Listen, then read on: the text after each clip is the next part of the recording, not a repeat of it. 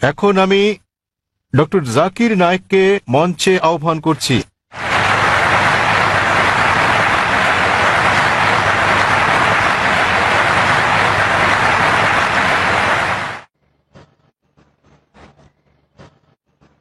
আলহামদুলিল্লাহ ওয়াসসালাতু ওয়াসসালাম আলা রাসূলিল্লাহ ওয়া আলা আলিহি ওয়া সাহবিহি আজমাইন, আম্মা বাদ। আউযু বিল্লাহি মিনাশ শাইতানির রাজীম, বিসমিল্লাহির রহমানির রহিম। ওয়া মান আহসানু ক্বাওলাম মিম্মান দাআ ইলাল্লাহি ওয়া আমিলা সলিহান ওয়া ক্বালা ইন্নানি মিনাল মুসলিমিন। রাব্বি ইশরাহ লি সাদরি ওয়া ইয়াসসির লি আমরি ওয়াহলুল উকদাতাম মিন লিসানি ইয়াফকাহু কাওলি।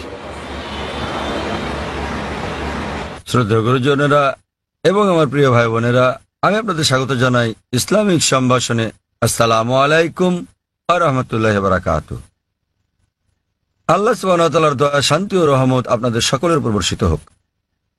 আলহামদুলিল্লাহ, এটা আমার জন্য অত্যন্ত সম্মান এবং আনন্দের ব্যাপার যে চেন্নাইতে অনুষ্ঠানরত এই চতুর্থ শান্তি ইসলাম ধর্মীয় সম্মেলনে আসতে পেরে। আলহামদুলিল্লাহ, এটা আমার জন্য আরও সম্মানের দ্বিতীয় শেষ দিনের প্রশ্নোত্তর পর্ব পরিচালনা করতে পেরে। যেমনটা বলেছেন ভাই জাকির আহমেদ, যে আমরা অনুরোধ করব যদি কোনো অমুসলিম থেকে থাকেন তাদেরকে আগে প্রশ্ন করার সুযোগ দেওয়া হোক। মানুষ প্রায় অভিযোগ করে থাকেন আমার লেকচারের পরে প্রশ্নোত্তর পর্বের সময় কম থাকে বলে। এ কারণে আয়োজকরা আমরা যেটা করেছিলাম বোম্বেতে এই কয়েক মাস আগে, তারা একটা বিশেষ পর্বের ব্যবস্থা করেছেন শুধুমাত্র প্রশ্নোত্তরের জন্য। তাই আমরা প্রথমে অনুরোধ করব, এখানে যদি কোনো অমুসলিম থাকেন যারা প্রশ্ন করতে চান তাহলে তারা আগে সুযোগ পাবেন। যদি অমুসলিম কোনো প্রশ্ন করতে চান তারা যে কোনো প্রশ্ন করতে পারেন, ইসলাম ধর্ম নিয়ে বা হিন্দু ধর্ম বা খ্রিস্টান ধর্ম নিয়ে যে কোনো প্রশ্ন।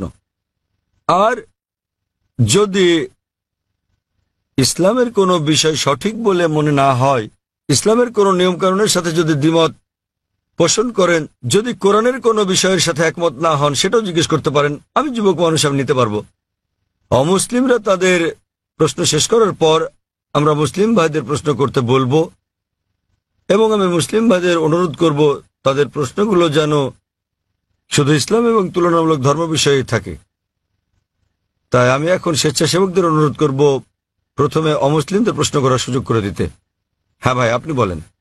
আমার নাম নবীন, আমি টিসিএস এ কাজ করি। যখনই কোনো মুসলিম ধর্ম উপদেশ দেয় তারা আল্লাহর নাম নিয়ে শুরু করে এবং মুহাম্মদের নামও বলে। তারা কেন যীশু খ্রিস্টের নাম বলে না, যিনি কিনা আল্লাহর একজন নবী ছিলেন? এবং আমার মনে হয় অনেকটা অজ্ঞতাবশতই মুসলিমরা যীশু খ্রিস্টকে নিয়ে কথা বলে, শুধু খ্রিস্ট ধর্ম নিয়ে কথা বলার সময়ই।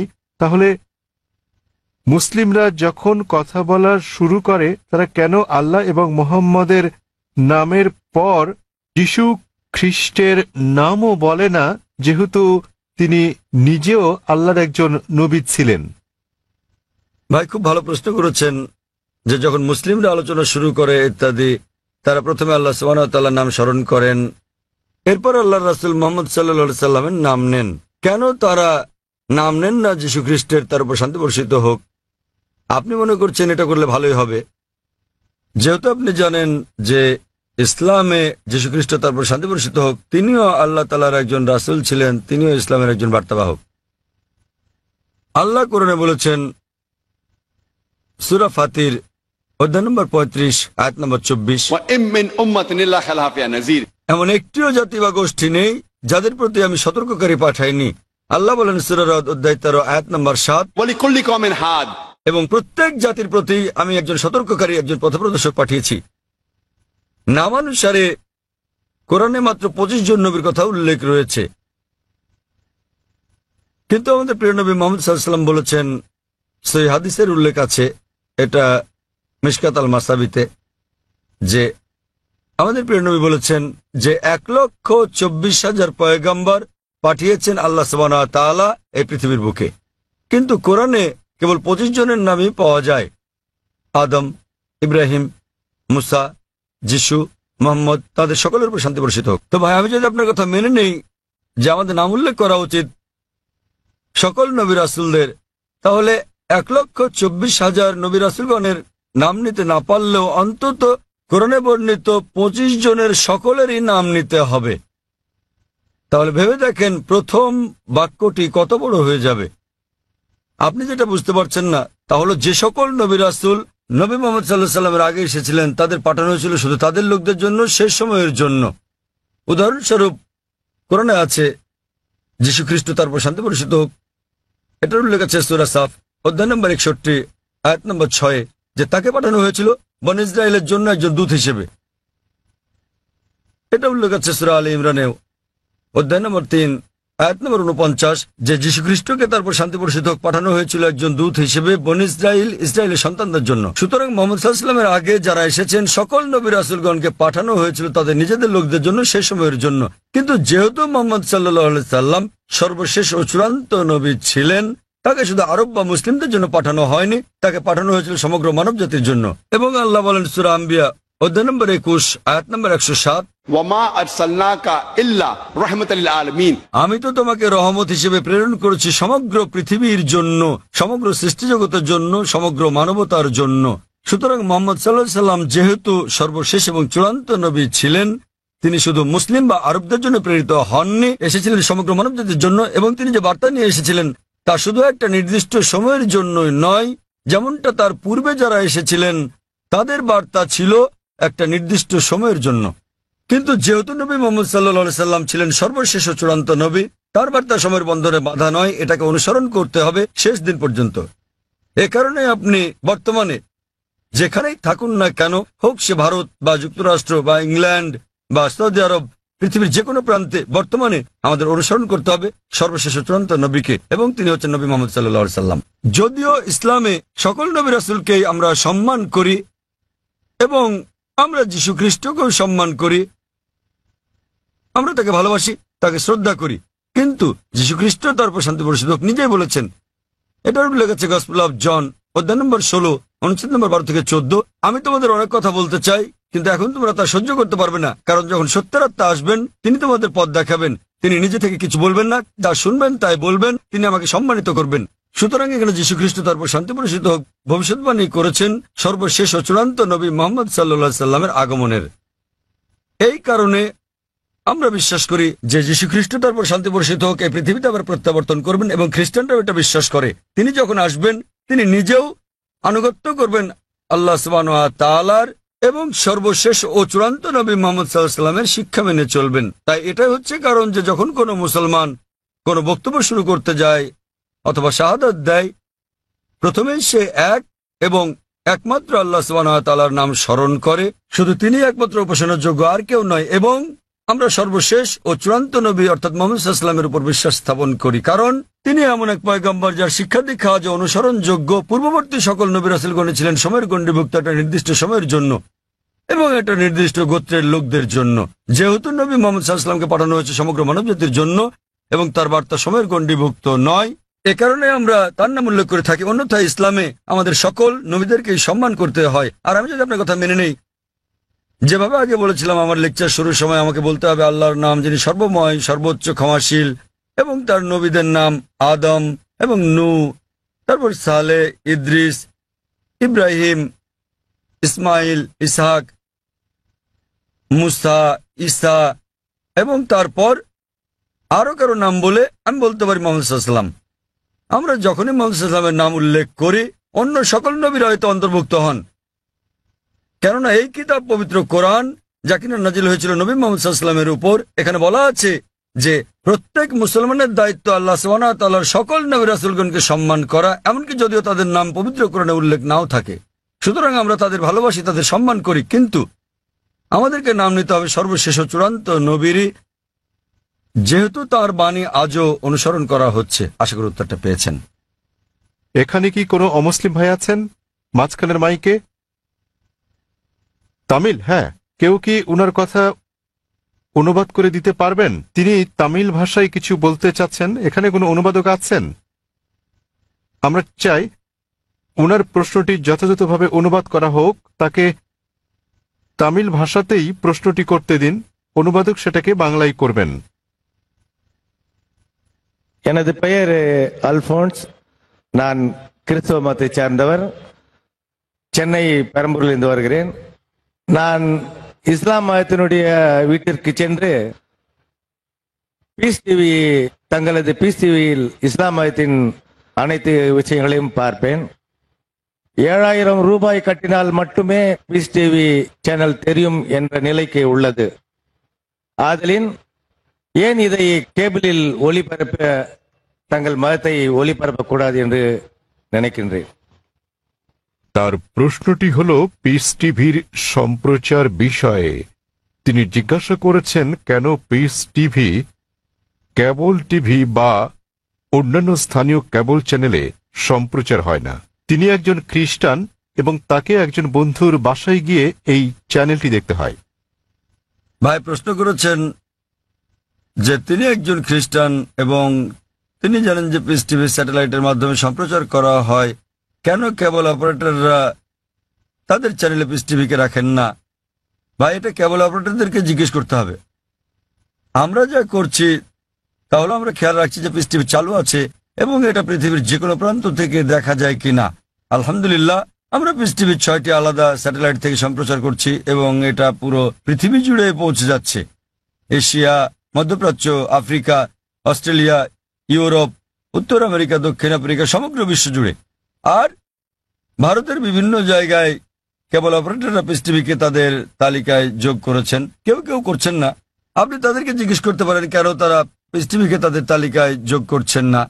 আর দ্বিতীয়ত, কেউ যদি পিস টিভি দেখতে চান পৃথিবীর যে কোনো প্রান্ত থেকে, তিনি একটা ব্যক্তিগত ডিশ লাগিয়ে নিতে পারেন। বড় জোর 6,000 রুপি খরচ হবে। $150 খরচে পৃথিবীর যে কোনো প্রান্ত থেকে ডিশ এবং ডিকোডার বসালে এটা ফ্রি টু এয়ার চ্যানেল, আপনি এটা দেখতে পারবেন। আপনাকে মাসে মাসে টাকা দিতে হবে না। এটা free to air channel, dish এবং ডিকোডারের খরচ পড়বে প্রায় 6,000 রুপি। এটা আপনি বসাতে পারেন আপনার ছাদে বা বারান্দায় এবং ইনশাল্লাহ আপনি সারা জীবন দেখতে পারবেন, আপনাকে কোনো টাকা দিতে হবে না এর জন্য। আর আমাদের দুটো চ্যানেল আছে, একটা পিস টিভি ইংলিশ, আরেকটা হলো পিস টিভি উর্দু। তাই একবার ডিশ বসালে ইনশাল্লাহ আপনি দুটো চ্যানেলই দেখতে পারবেন। এবং আপনি যদি এটা আপনার বিল্ডিংয়ে বসান এবং 50টা বাড়িতে এই ডিশ লাইনটা ভাগ করে নেন, বাড়ি প্রতি হয়তো খরচ পড়বে মাত্র কয়েকশো রুপি। সুতরাং যে কেউ দেখতে চাইলে এইভাবে দেখতে পারেন। আর পিস টিভিকে ইন্টারনেটেও আমরা দিয়ে দিয়েছি। স্বাভাবিকভাবে ইন্টারনেটের গুণগত মান স্যাটেলাইটের তুলনায় অনেক নিম্নমানের হবে। আপনি ইন্টারনেটে www.peacetv.org এই সাইটে দেখতে পারবেন। এমনকি মোবাইলেও সম্প্রতি আমরা পিস টিভি মোবাইলও চালু করেছি। আপনার কাছে যে হ্যান্ডসেটই থাকুক না কেন, নোকিয়া অথবা আইফোন, আমরা চেষ্টা করছি বিশ্বের 80% হ্যান্ডসেটের জন্য এটাকে সহজলভ্য করতে। তবে ফোনটা যত উঁচু মানের হবে, যদি আপনি তৃতীয় প্রজন্মের ফোন নিয়ে থাকেন এর মান অনেক উন্নত হবে। যদি ওয়াইফাই ব্যবহার করেন উন্নত মান পাবেন। সুতরাং হ্যান্ডসেটের উপর নির্ভর করে আপনি মোবাইলেও পিস টিভি দেখতে পারেন। এটা সম্পূর্ণ বিনামূল্যে। এর ওয়াপ ইন্টারনেটের জন্য www.peacetv.org, মোবাইলের জন্য এর ওয়াপ wap.peacetv.org। আশা করি উত্তরটা পেয়েছেন। হ্যাঁ বোন, আপনার প্রশ্নটি করুন। শুভ সন্ধ্যা, আমার নাম নিখিলা। আমি ডেন্টালের একজন ছাত্রী। ইসলাম সম্পর্কে আমার জ্ঞান আসলেই কম। আমি যতটুকু জানি আমার বন্ধুদের কাছ থেকে শুনেছি। আমার প্রশ্ন হচ্ছে, আমি একটি পোস্টারে দেখেছি যে বলা আছে সঙ্গীত এবং নৃত্য ইসলামে গ্রহণযোগ্য নয়। এটা কেন? মানে আমি বলতে চাইছি যে আপনি এটা এমনি এমনি বলতে পারেন না যে গান বাজনা বা নৃত্য করো না। যেমন আপনি যদি বলেন যে ভরতনাট্যম বা অন্য কোনো নৃত্যের ব্যাপারে যেখানে সঙ্গীত আছে, এমনকি এমনিতেও আমরা সঙ্গীতের মাধ্যমে ঈশ্বরের প্রশংসা বা নিজেদের আবেগ প্রকাশ করে থাকি, তাহলে গান বাজনা গ্রহণযোগ্য নয় কেন? বোন জিজ্ঞেস করলেন যে কেন ইসলাম ধর্মের সঙ্গীত এবং নৃত্য নিষিদ্ধ। প্রথমে আমি সঙ্গীত নিয়ে বলছি, এরপরে নৃত্য। সঙ্গীতের ব্যাপারে বলা যাবে, আমাদের প্রিয় নবী মুহাম্মদ সাল্লাল্লাহু আলাইহি ওয়াসাল্লাম বলেছেন যে সঙ্গীতের বাদ্যযন্ত্র সাধারণ নিয়মে সবই নিষিদ্ধ, তবে তিনি যেটার অনুমতি দিয়েছিলেন সেটা দাফ, একপাশে খোলা ড্রাম যাকে বলা হয় ডাফ বা ডাফলি। বাকি সবগুলোই নবী নিষিদ্ধ করেছেন, কারণ আপনি যদি ভেবে দেখেন এটা আপনাকে দূরে নিয়ে যায় আল্লাহ সুবহানাহু ওয়া তাআলার জিকির থেকে, সর্বশক্তিমানকে স্মরণ করা থেকে। এ কারণে যখন আমরা এরকম গান শুনি, যেমন ধরেন সিনেমার গান হোক, সেটা হিন্দি, মালায়ালাম, তামিল বা অন্য কিছু, আপনি দেখবেন যে এই হিন্দি সিনেমার গানগুলোর বেশিরভাগ কথায় একেবারে বাস্তবতা বহির্ভূত। আপনি জানেন যে নায়ক নায়িকাকে বলছে, मैं तुम्हारे लिए चांद तोड़ के लेके आऊंगा, मैं तुम्हारे लिए सितारे तोड़ के लेके आऊंगा। আমি তোমার জন্য চাঁদ নিয়ে আসবো, আমি তোমার জন্য তারা নিয়ে আসবো। আমরা জানি এটা সম্ভব না, কোনো মানুষ তার প্রেমিকার জন্য চাঁদ তারা নিয়ে আসতে পারে না। তবুও আমরা বলে থাকি পরিস্থিতি বা আবেগ ইত্যাদির কারণে। তো এই কারণে সাধারণ অনুশাসন হচ্ছে যে সঙ্গীত একজন মানুষকে আল্লাহ সুবহানাহু ওয়া তাআলার কাছ থেকে দূরে নিয়ে যায়। এ কারণে আমাদের প্রিয় নবী বাদ্যযন্ত্রকে নিষিদ্ধ করেছেন দাফ ছাড়া, অথবা সাধারণভাবে কণ্ঠস্বর। উদাহরণস্বরূপ যদি কেউ কোরআন আবৃত্তি করে তার কণ্ঠ সুন্দর, সেটা ঠিক আছে, কারণ এটা একজন মানুষকে আল্লাহ সুবহানাহু ওয়া তাআলার দিকে নিয়ে আসে। নেপথ্য বাদ্যযন্ত্রের আওয়াজ থাকলে যদি এটা একটা বিশেষ আবেগের সৃষ্টি করে, তাহলে গান গাওয়ার ক্ষেত্রে এটা হচ্ছে মুবাহ, ঐচ্ছিক, যতক্ষণ পর্যন্ত গানের কথাগুলো নিয়ে যাচ্ছে আল্লাহ সুবহানাহু ওয়া তাআলার দিকে। যদি গানের কথাগুলো আপনাকে আল্লাহর কাছ থেকে দূরে সরিয়ে নিয়ে যায়, তাহলে সে ধরনের গানও নিষিদ্ধ। এবার আসি দ্বিতীয় ভাগে, নৃত্য করা কেন নিষিদ্ধ।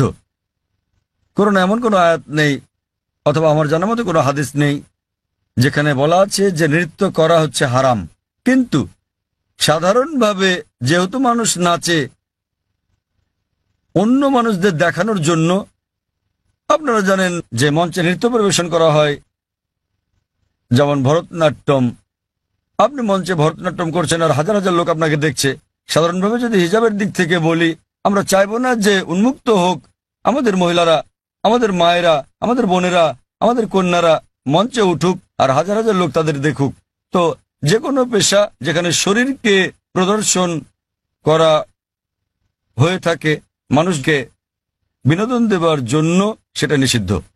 এই কারণেই মানুষজনের সামনে নাচা অথবা নাচ করা কোনো পার্টিতে যেখানে বিপরীত লিঙ্গের মানুষেরা থাকে, বেশিরভাগ ক্ষেত্রে নাচের নিয়মগুলো এগুলো ইসলামী শরিয়ার বিরুদ্ধে যায়। যখন আপনি নাচেন বেশিরভাগই জোড়া বেঁধে, ছেলে এবং মেয়ে, আর তাদের মধ্যে বেশিরভাগই গার্লফ্রেন্ড বয়ফ্রেন্ড, এবং তারা অন্য মানুষদের সামনে নাচে। সুতরাং যেহেতু এটা ইসলামী হিজাবের নিয়মের পরিপন্থী, এ কারণেই বলা হয় এটা নিষিদ্ধ, কারণ এটা হিজাবের নিয়মের বিপরীত। তাই বুঝতে হবে যে যখন নাচ করছেন, আপনি মানুষজনের সামনে নাচ করছেন, পার্টিতে যাচ্ছেন, আবার ঘুরে বেড়াচ্ছেন, আর না হলে শুধু স্বামী স্ত্রী মিলে যেভাবে খুশি সময় কাটাতে পারেন যতক্ষণ এটা শরিয়ার বিরুদ্ধে না যাচ্ছে। বদ্ধ ঘরের ভেতরে স্বামী স্ত্রী মিলে যা খুশি করতে পারেন যদি এটা কোরআন ও হাদিসের নিয়মকানুনের বাইরে না যায়, কোনো সমস্যা নেই। কিন্তু যেহেতু বেশিরভাগ সময় নাচ শরীরকে প্রদর্শন করে থাকে, এতে গান থাকে, নাচ থাকে, আপনি মঞ্চে উঠছেন আর লোকেরা আপনাকে দেখছে, তাই এটা শরিয়ার হিজাবের নিয়মের বিরুদ্ধে। এ বিষয়ে আমার ভিডিও ক্যাসেট দেখেন, ইসলামে নারীর অধিকার আধুনিক না সেকেলে, সেখানে বিস্তারিত আছে কেন আমরা মুসলিমরা নারীদের নিরাপত্তা দেই, ভালোবাসি, তাদেরকে কি চোখে দেখি। যেহেতু আমরা নারীদের ভালোবাসি, আমরা তাদের নিরাপত্তা দেই এবং আমরা তাদের প্রদর্শন করতে চাই না। এই কারণেই যে সমস্ত পেশায় প্রকাশ্যে গান গাওয়া বা নাচ করা অথবা মডেলিং এর ব্যাপার আছে, সেগুলো নারীর জন্য নিষিদ্ধ। আশা করি উত্তরটা পেয়েছেন। যদি কোনো অমুসলিম থাকেন, জাকির ভাই যেটা বলেছেন, যদি কোনো অমুসলিম কোনো প্রশ্ন করতে চান নির্দ্বিধায় করতে পারেন। আপনার যে কোনো প্রশ্ন ইসলাম নিয়ে অথবা অন্য কোনো ধর্ম নিয়ে, ইসলাম এবং তুলনামূলক ধর্ম নিয়ে যে কোনো প্রশ্ন অথবা ইসলামের কোনো বিষয় যদি আপনার কাছে সঠিক মনে না হয়, এটাই সুযোগ, আপনি যে কোনো প্রশ্ন করতে পারেন। জনমানুষের সামনে এভাবে খোলামেলা প্রশ্ন করার সুযোগ সত্যি দুর্লভ।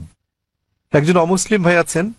আপনি কি অমুসলিম? হ্যাঁ ভাই, আপনার প্রশ্ন করুন। হ্যাঁ, আসসালামু আলাইকুম ভাই জাকির, এবং শুভ সন্ধ্যা আমার ইসলামী ভাইদের এবং অন্য ধর্মের ভাইদেরও। আমার নাম রামজি জয়রামান। আমি আমেরিকার একজন টেকনোলজিস্ট, সেখানে প্রায় ৩৫ বছর ধরে বাস করছি। আর গত ৩ বছর ধরে আমি আধ্যাত্মিকতা চর্চা করছি আমার জীবিতকালেই একটা আত্মিক মুক্তির উদ্দেশ্যে। আমি কোরআন শরীফ পড়েছি।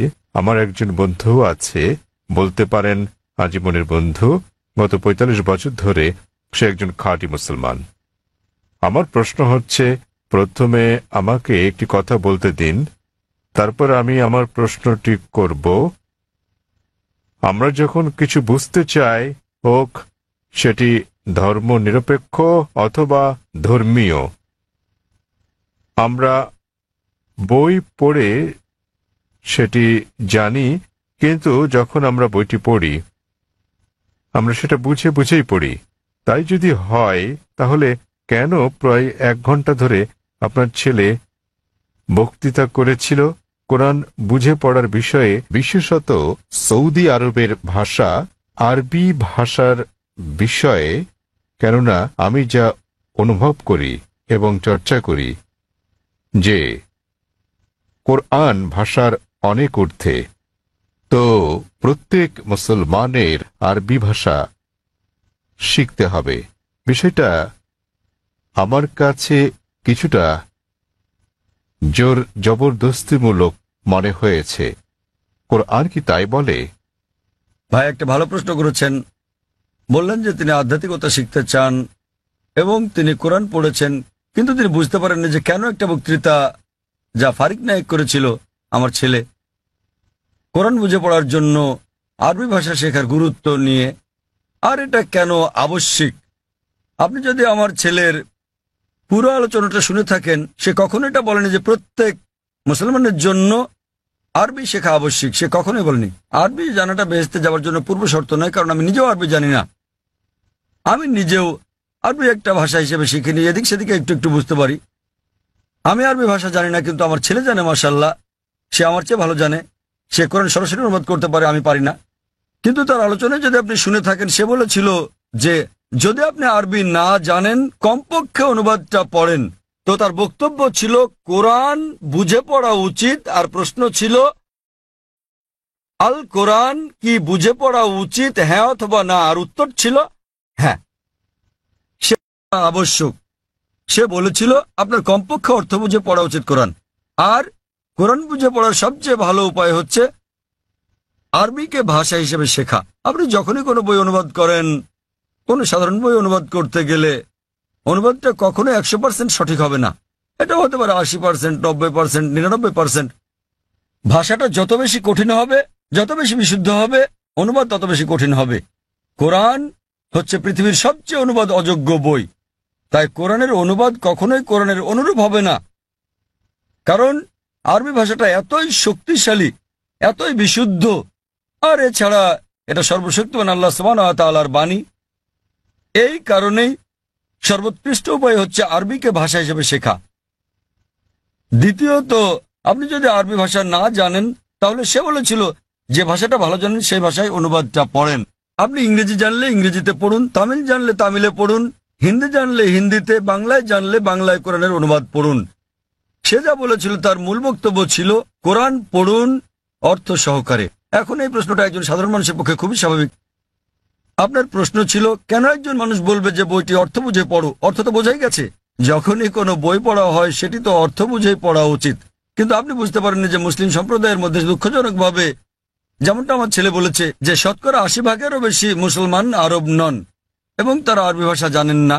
এখানে নবীর একটা হাদিস আছে, তিনি বলেছেন যদি তোমরা কোরআন তেলাওয়াত করো তো সব পাবে। সেই কারণে বেশিরভাগ মুসলিম যখন কোরআন পড়ে তারা আরবিতেই পড়ে, কিন্তু তার অর্থটা বোঝে না। তাই এটা পৃথিবীর সবচেয়ে বেশিবার পড়া বই, কিন্তু একই সাথে অর্থ না বুঝে সবচেয়ে বেশিবার পড়া বই ওটি। তো আমার ছেলে বলেছিল আরবি অংশটা পড়ার পরে যা বেশিরভাগ অমুসলিমই বোঝেন না, অন্তত সেই অংশের অনুবাদটা পড়েন সেই ভাষায়, যে ভাষাটা আপনি ভালো বোঝেন। সে জোর দিচ্ছিল যে কোরআন নির্দেশনামূলক গ্রন্থ, এটি সর্বশক্তিমান আল্লাহর গ্রন্থ। সে সকল মুসলমানকে অনুরোধ করেছে যে আরবিটা পড়ার পাশাপাশি অনুবাদটাও পড়েন, যার স্থান দ্বিতীয়, কিন্তু সবচেয়ে ভালো আরবিকে একটি ভাষা হিসেবে শেখা। কেননা আপনি যদি আরবি জানেন এবং শুদ্ধ ভাষা জানেন, যা আমরা আমাদের স্কুলে শেখাই, ইসলামিক ইন্টারন্যাশনাল স্কুল বোম্বে এবং ইসলামিক ইন্টারন্যাশনাল স্কুল চেন্নাইতে, তাহলে সংযোগ সূত্র পেয়ে যাবেন এবং কোরআনের অর্থ বোঝাটা আরো ভালোভাবে হবে। আশা করি উত্তরটা পেয়েছেন। ধন্যবাদ। সেখানে কি কোনো অমুসলিম ভাই আছেন? হ্যাঁ হ্যাঁ ভাই, আপনার প্রশ্নটি করুন। শুভ সন্ধ্যা ডাক্তার সাহেব, আমি রাজা, একজন নির্বাহী অফিসার, চেন্নাই থেকে এসেছি। প্রশ্ন করার আগে আমি একটি উদাহরণ দেব, তারপর আমি আমার প্রশ্নটি করব। বিজ্ঞানীরা অনেক ধরনের জিনিস আবিষ্কার করেছেন মানব জাতির জন্য। উদাহরণস্বরূপ বলা যায় আলেকজান্ডার গ্রাহাম বেল টেলিফোন আবিষ্কার করেছেন, কিন্তু আলেকজান্ডার গ্রাহাম বেলের সময় ফোন ছিল অন্যরকম। কিন্তু এখন আমাদের এই আধুনিক 24 শতকে আমরা ব্যবহার করছি মোবাইল, ইমেইল পাঠাচ্ছি, ইন্টারনেট, ফ্রিল্যান্স, ছবি, সারা বিশ্ব জুড়েই। আমি যা বলতে চাইছি, মানুষ যাই সৃষ্টি করেছে তার কিছু অংশের পরিবর্তন হতে পারে, কিন্তু একটা ব্যাপার আমি বুঝি, তা হলো যদিও আমি একজন আধ্যাত্মিক মানুষ, তো এই সাপ্তাহিক চক্র অর্থাৎ সপ্তাহের 7 দিন এটা সারা বিশ্বেই একই নিয়মে পালন করা হয়, হোক এটা ভারতে, আফগানিস্তানে, অথবা হতে পারে জার্মানি, ইউরোপ, মধ্যপ্রাচ্য, আফ্রিকা, যেখানেই হোক না কেন। প্রায় 600 কোটি মানুষ এই সাপ্তাহিক চক্রকে অনুসরণ করে, অর্থাৎ 7 দিন, রবিবার থেকে শনিবার। আমার মনে হয় ডাক্তার সাহেব, এই 7 দিনের সাপ্তাহিক চক্র কোনো মানুষের দ্বারা তৈরি হয়নি। আমি বুঝতে পেরেছি এই সাপ্তাহিক চক্র তৈরি হয়েছে সর্বশক্তিমান সৃষ্টিকর্তার হাতেই। আমি প্রশ্ন করতে চাই যে এই 7 দিনের চক্রের কথা কি কোনো ধর্মগ্রন্থে লেখা আছে? আর সাথে আরেকটি প্রশ্ন, সেটি হলো যে আল কোরআনে কি সৃষ্টির কোনো নিয়মের উল্লেখ আছে কিনা? এইটুকুই। ভাই একটা প্রশ্ন করলেন যে মানুষ যখন কোনো কিছু আবিষ্কার করে, উদাহরণ হিসেবে আলেকজান্ডার গ্রাহাম বেলের টেলিফোন আবিষ্কারের কথা বলেছেন, কিন্তু সময়ের সাথে সাথে এটা বদলাতে থাকে, আর এখন আমরা মোবাইল ফোন ব্যবহার করছি যা অনেকটা ভিন্ন। এগুলো মানুষের সৃষ্টি, কিন্তু এই সাপ্তাহিক চক্র সারা পৃথিবীতে অনুসরণ করা হয়। এটা সর্বশক্তিমান আল্লাহর সৃষ্টি, সর্বশক্তিমান আল্লাহর সৃষ্টি, সেজন্য এটা সমগ্র পৃথিবীতে অনুসরণ করা হয়। তিনি জানতে চান যে এই পৃথিবীর এই আবিষ্কারের কথা কোরআনে অথবা আগের ধর্মগ্রন্থগুলোতে উল্লেখ আছে কি না। ভাই আপনাকে একটা কথা বলি, আমি আপনার সঙ্গে একমত। মানুষ যখন কোনো কিছু আবিষ্কার করে সেটার বিবর্তন হতে থাকে, উন্নতি হতে থাকে, শুধুমাত্র আল্লাহরটা ছাড়া। আল্লাহ হলেন নিখুঁত, তিনি কিছু সৃষ্টি করলে সেটা নিখুঁতভাবে সৃষ্টি করেন, অথবা তিনি ধাপে ধাপে এটাকে উন্মোচন করতে পারেন, কারণ সৃষ্টির জন্য তিনি যেটা সৃষ্টি করেছেন মানুষের জন্য তারা বুঝতে নাও পারে। উদাহরণস্বরূপ তিনি অনেক নবী পাঠিয়েছেন। প্রথম নবী ছিলেন আদম আলাইহিসসালাম, এবং তারপর অনেক নবী পাঠিয়েছেন, 1,24,000। সর্বশেষ নবী মুহাম্মদ সাল্লাল্লাহু আলাইহি সাল্লাম, তিনি অনেক বাণী পাঠিয়েছেন, অনেক গ্রন্থ। কিছু কিছু গ্রন্থের কথা কোরআনে উল্লেখ আছে, তাওরাত, জবুর, ইনজিল, এবং সর্বশ্রেষ্ঠ কোরআন। এমন না যে সর্বশক্তিমান আল্লাহ কোরআনের সম্পর্কে জানতেন না। ওই সময় মানুষ সেই বার্তাটা গ্রহণ করার উপযুক্ত ছিল না, তাই মানুষের অনুধাবন ক্ষমতার উপর ভিত্তি করে তিনি একের পর এক গ্রন্থ পাঠিয়েছেন। যখন তিনি দেখলেন যে মানুষ এবার মর্ম বুঝতে পারবে, তখন তিনি সর্বশেষ চূড়ান্ত গ্রন্থ আর সর্বশেষ চূড়ান্ত নবী মুহাম্মদ সাল্লাল্লাহু আলাইহি সাল্লামকে পাঠালেন। এবার আপনার প্রশ্নে আসি, সাপ্তাহিক চক্রের ব্যাপারে। 7 দিন সমগ্র পৃথিবীতে অনুসরণ করা হয়। আপনি বলেছেন রবিবার থেকে শনিবার। এই 7 দিনের চক্র সারা পৃথিবীতেই আছে, কিন্তু এটা সব জায়গায় এক নয়। আপনি যদি যান কোনো মুসলিম দেশে, রবিবার ছুটির দিন নয়, শুক্রবার ছুটির দিন, তাই এটা রবিবার থেকে শনিবার নয়, এটা শুক্রবার থেকে বৃহস্পতিবার, কিন্তু এটা 7 দিনই। তো এই 7 দিনের চক্রটা একই আছে, দিনগুলো ভিন্ন হতে পারে, যেমন এইসব ছুটির দিন ইত্যাদি। আর একইভাবে আপনি যদি বাইবেল পড়েন, বাইবেলও 7 দিনের কথা বলে থাকে সৃষ্টিকালের ব্যাপারে। এমনকি ইহুদি ধর্মগ্রন্থ এই কথা বলা আছে, পবিত্র কোরআনে ওই কথা আছে, হাদিসে ওই কথা বলে থাকে। কোরআনে বলা আছে অনেক জায়গায় যে সর্বশক্তিমান আল্লাহ পৃথিবী তৈরি করেছেন 6 দিনে, 6টি পর্যায়ে। এ ব্যাপারে পবিত্র কোরআন এবং অন্যান্য ধর্মগ্রন্থ প্রায় একই কথা বলা আছে, কিন্তু ভালোভাবে দেখলে অনেক পার্থক্য আছে। কোরআন যেভাবে বলেছে তা অনেক বেশি বিজ্ঞানসম্মত, অন্যান্য ধর্মগ্রন্থের কথা অতটা বিজ্ঞানসম্মত নাও হতে পারে। উদাহরণস্বরূপ বাইবেলে ব্রহ্মাণ্ডের সৃষ্টি বিষয়ে বলা আছে, সেখানে বলা আছে সর্বশক্তিমান ঈশ্বর 6 দিনে পৃথিবী তৈরি করলেন এবং 7ম দিনে বিশ্রাম নিলেন। এর মানে ঈশ্বরেরও বিশ্রামের প্রয়োজন হয়। কোরআনও বলে যে সর্বশক্তিমান আল্লাহ 6 দিনে পৃথিবী তৈরি করলেন, কিন্তু এটা বলেন যে 7ম দিনে বিশ্রাম নিয়েছেন। কেন? কারণ পবিত্র কোরআনে আছে সূরা বাকারা অধ্যায় নম্বর 2 আয়াত নম্বর 255, এটা আয়াতুল কুরসি। আল্লাহু লা ইলাহা হাইয়ুল কাইয়ুম লা তাখুযু সিনাতুন ওয়া লা নাওম লাহু মা ফিস সামাওয়াতি ওয়া মা ফিল আরদ। যে তিনি চিরকালীন, তিনি সর্বশক্তিমান, তিনি একক, কোন তন্দ্রা তাকে স্পর্শ করে না, তার বিশ্রামেরও দরকার নেই। সর্বশক্তিমান আল্লাহর কোনো ঘুমের প্রয়োজন নেই, তার বিশ্রামেরও প্রয়োজন নেই। তাহলে তার বিশ্রামের প্রশ্নটা আসে কি করে? তাই অনেক কিছুতেই মিল পাওয়া যাবে, কিন্তু সব নয়। কেউ যদি বলে যে ঈশ্বরের বিশ্রাম প্রয়োজন, যেমন আমি বা আপনি আমাদের মানুষের বিশ্রাম প্রয়োজন, সর্বশক্তিমানের কোনো বিশ্রাম প্রয়োজন নেই, তো এখানে পার্থক্যটা। বাইবেলে যা বলা আছে তা হলো 24 ঘন্টা করে 6টি পর্যায়, 24 ঘন্টার 6টি সময়। আমরা বিজ্ঞানীরা বলে থাকি যে 24 ঘন্টার 6টি দিনে এই পৃথিবী তৈরি করা সম্ভব নয়। তো বিজ্ঞানীরা বাইবেলের ওল্ড টেস্টামেন্টের এই বর্ণনার সাথে দ্বিমত পোষণ করেন। আর কোরআনের কথায় আসি, কোরআন কখনোই বলেনি যে সর্বশক্তিমান আল্লাহ 24 ঘন্টার 6 দিনে এটা তৈরি করেছেন। আরবি শব্দ ইয়াম, বহুবচনে আয়াম, যা কোরআন উল্লেখ আছে, এর দুটো মানে আছে। ইয়মের একটা মানে হলো সাধারণ 24 ঘন্টার একদিন বলতে যা আমরা বুঝি, আরেকটা মানে হচ্ছে পর্যায়। এটা যে কোনো দৈর্ঘ্যের হতে পারে, যেমন একটা যুগ। আর বিজ্ঞানীদের এটা মেনে নিতে কোনো সমস্যা নেই যে ব্রহ্মাণ্ড 6টি যুগে তৈরি হয়েছে, 6টি দীর্ঘ সময়ে, হতে পারে লক্ষ লক্ষ বছর ধরে, তাতে কোনো অসুবিধা নেই। এখানে পার্থক্যটা। জগতের সৃষ্টির রহস্যের ব্যাপারে কোরআনে শত শত আয়াত আছে এই জগতের সৃষ্টি রহস্য নিয়ে। আমি এটার উপর একটা লেকচার দিতে পারি, কিন্তু এখানে সময় নেই। আমি শুধু কয়েকটা উদাহরণ দেব।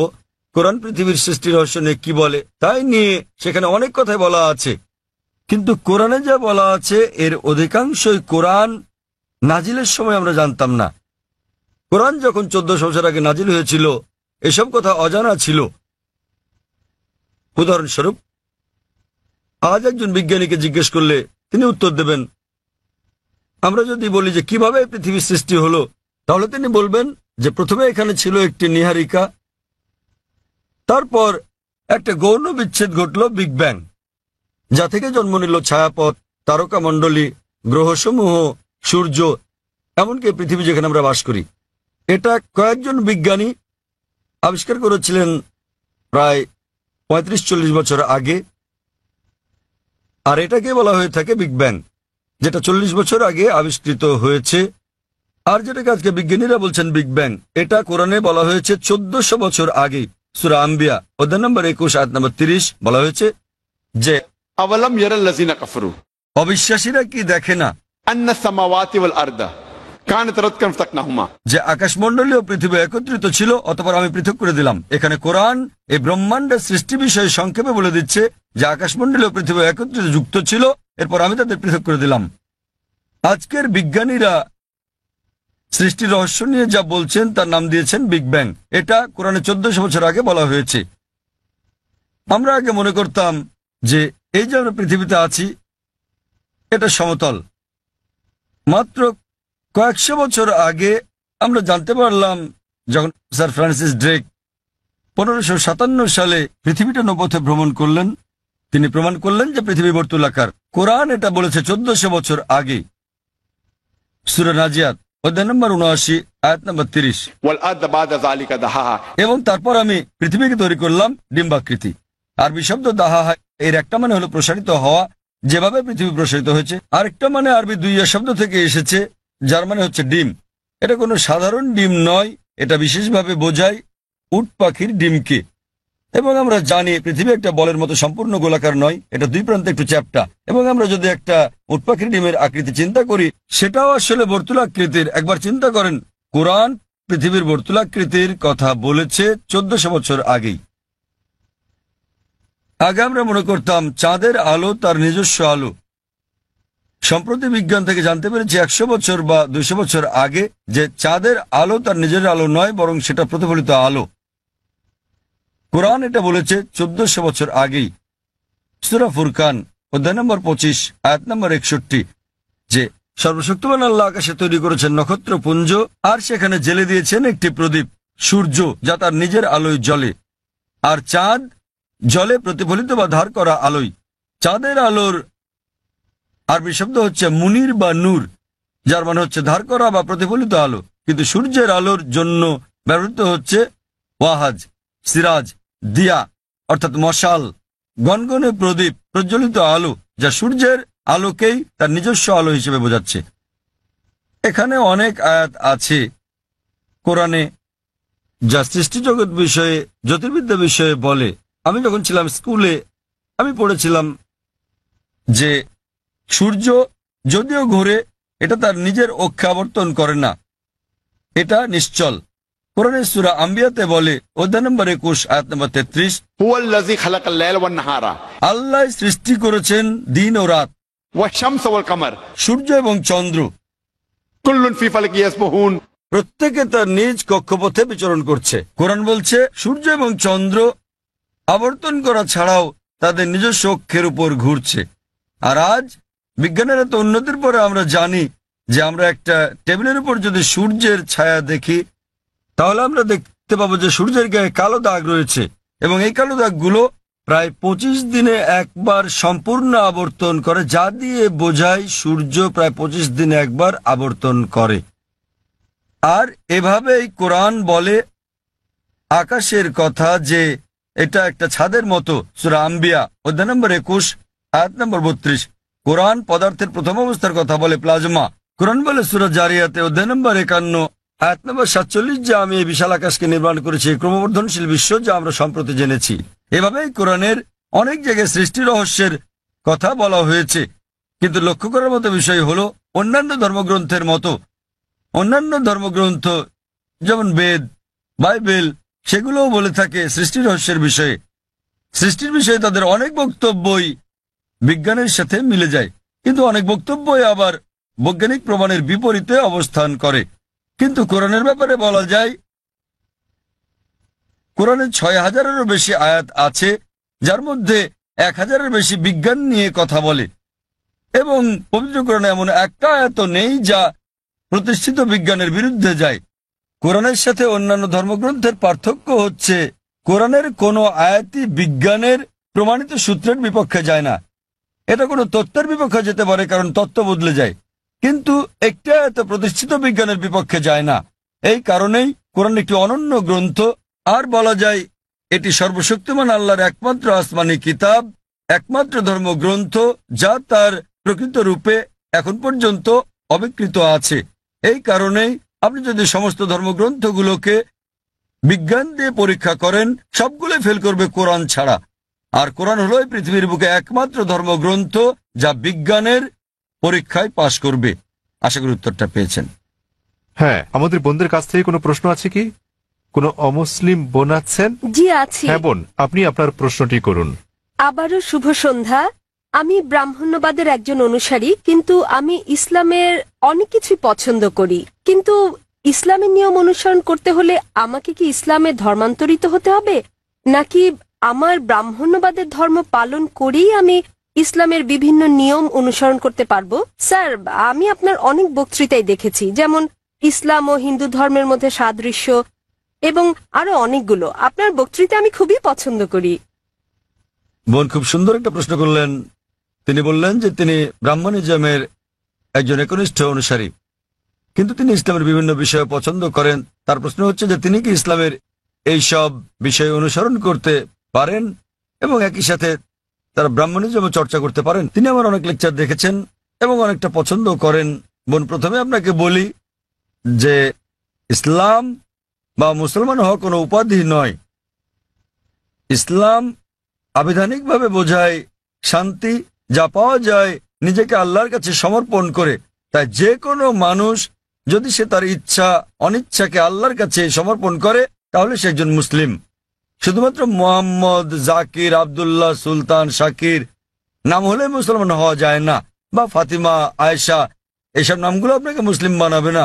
মুসলমান মানে যে তার ইচ্ছা অনিচ্ছাকে আল্লাহর কাছে সমর্পণ করে। তো প্রথমেই খুঁজে বের করতে হবে আপনাকে মহান আল্লাহর আদেশ কি।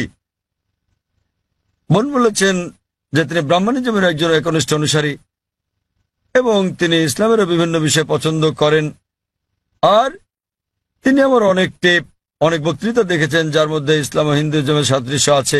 যদি এটা দেখে থাকেন তাহলে উত্তর দেওয়াটা আমার জন্য সহজ হবে, আপনার পক্ষে বোঝাটাও সুবিধা হবে। আপনি যদি দেখে থাকেন আমার হিন্দুইজম ইসলামের সাদৃশ্য নিয়ে বক্তৃতা, যেটা আমি বোধহয় প্রথম শান্তি সম্মেলন চেন্নাইয়ে দিয়েছিলাম, ইসলাম ও হিন্দু ধর্মের মধ্যে সাদৃশ্য।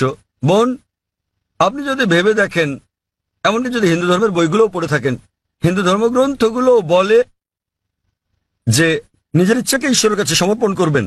কিন্তু আমি যেটা বললাম যে সময়ের সাথে সাথে পূর্বের সকল ধর্মগ্রন্থ আগের মতো অবিকৃত অবস্থায় নেই, সেগুলো বিকৃতি এসেছে, জালিয়াতি হয়েছে, দুর্নীতি ঘটেছে। বেশিরভাগ পণ্ডিতগণই এই ধর্মগুলোর বিষয়ে, হোক সেটা হিন্দুইজম অথবা হোক খ্রিস্টানিজম অথবা ইহুদি ধর্ম, তারা একমত যে তাদের ধর্মগ্রন্থগুলো অবিকৃত রূপে সংরক্ষিত নেই।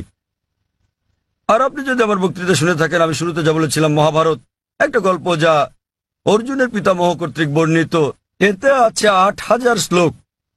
এরপর সময়ের সাথে সাথে পরিবর্তিত হতে হতে এতে চলে এলো ২৪,০০০ শ্লোক। এখন এর মধ্যে আছে ১,০০,০০০-এরও বেশি, ১,০০,০০০-এর বেশি শ্লোক। এটি কার কথা? মহাভারতের পণ্ডিতগণের। তো সময়ের সাথে সাথে সেগুলোতে হস্তক্ষেপ হয়েছে, তথ্য বিকৃতি ঘটেছে, কিন্তু তা সত্ত্বেও এরকম পরিবর্তনের পরও সবগুলো ধর্মগ্রন্থেই সর্বশক্তিমান ঈশ্বরের বাণী অবশিষ্ট রয়েছে। এবং আপনি যদি আমার বক্তৃতা শুনে থাকেন, সকল ধর্মের মূল কথা হচ্ছে সর্বশক্তিমান ঈশ্বর একজনই, তার কোনো মূর্তি নেই, তার কোনো ছবি নেই। সবগুলো ধর্মই বলে থাকে ঈশ্বর একজনই। আপনি হয়তো শুনেছেন আমার লেকচারে, আমি বলেছিলাম বিভিন্ন জায়গায়, যেমন ছান্দোক্য উপনিষদে অধ্যায় নম্বর ৬ অনুচ্ছেদ নম্বর ২ শ্লোক ১, एकम विद्वितीयम। মহান ঈশ্বর এক, অদ্বিতীয়। এবং শ্বেতাবতার উপনিষদ অধ্যায় নম্বর ৪ শ্লোক নম্বর ১৯ এবং যজুর্বেদ অধ্যায় ৩২ শ্লোক ৩ বলা আছে, न तस्य प्रतिमा अस्ति। মহান ঈশ্বরের কোনো প্রতিমা নেই, তার কোনো ছবি নেই। প্রতিমা মানে হচ্ছে মূর্তি, ফটোগ্রাফ, রেখাচিত্র, ছবি, ভাস্কর্য, মূর্তি, পুতুল। তাই ঈশ্বরের কোনো প্রতিমূর্তি নেই, কোনো ফটোগ্রাফ নেই, কোনো রেখাচিত্র নেই, কোনো ছবি নেই, কোনো ভাস্কর্য নেই, কোনো মূর্তি নেই, কোনো পুতুল নেই। তাই সকল ধর্মগ্রন্থই জোর দেয় সর্বশক্তিমান ঈশ্বরের একত্বের উপর। আর হিন্দু ধর্মের ব্রহ্মসূত্রটি হচ্ছে एकम ब्रह्म द्योतय नास्ते नैना नास्ते किंचन। भगवान एक ही है, दूसरा नहीं है, नहीं है, नहीं है, जरा भी नहीं है। ঈশ্বর একজনই, দ্বিতীয় কেউ নেই, কেউ নেই, কেউ নেই, কোথাও কেউ নেই।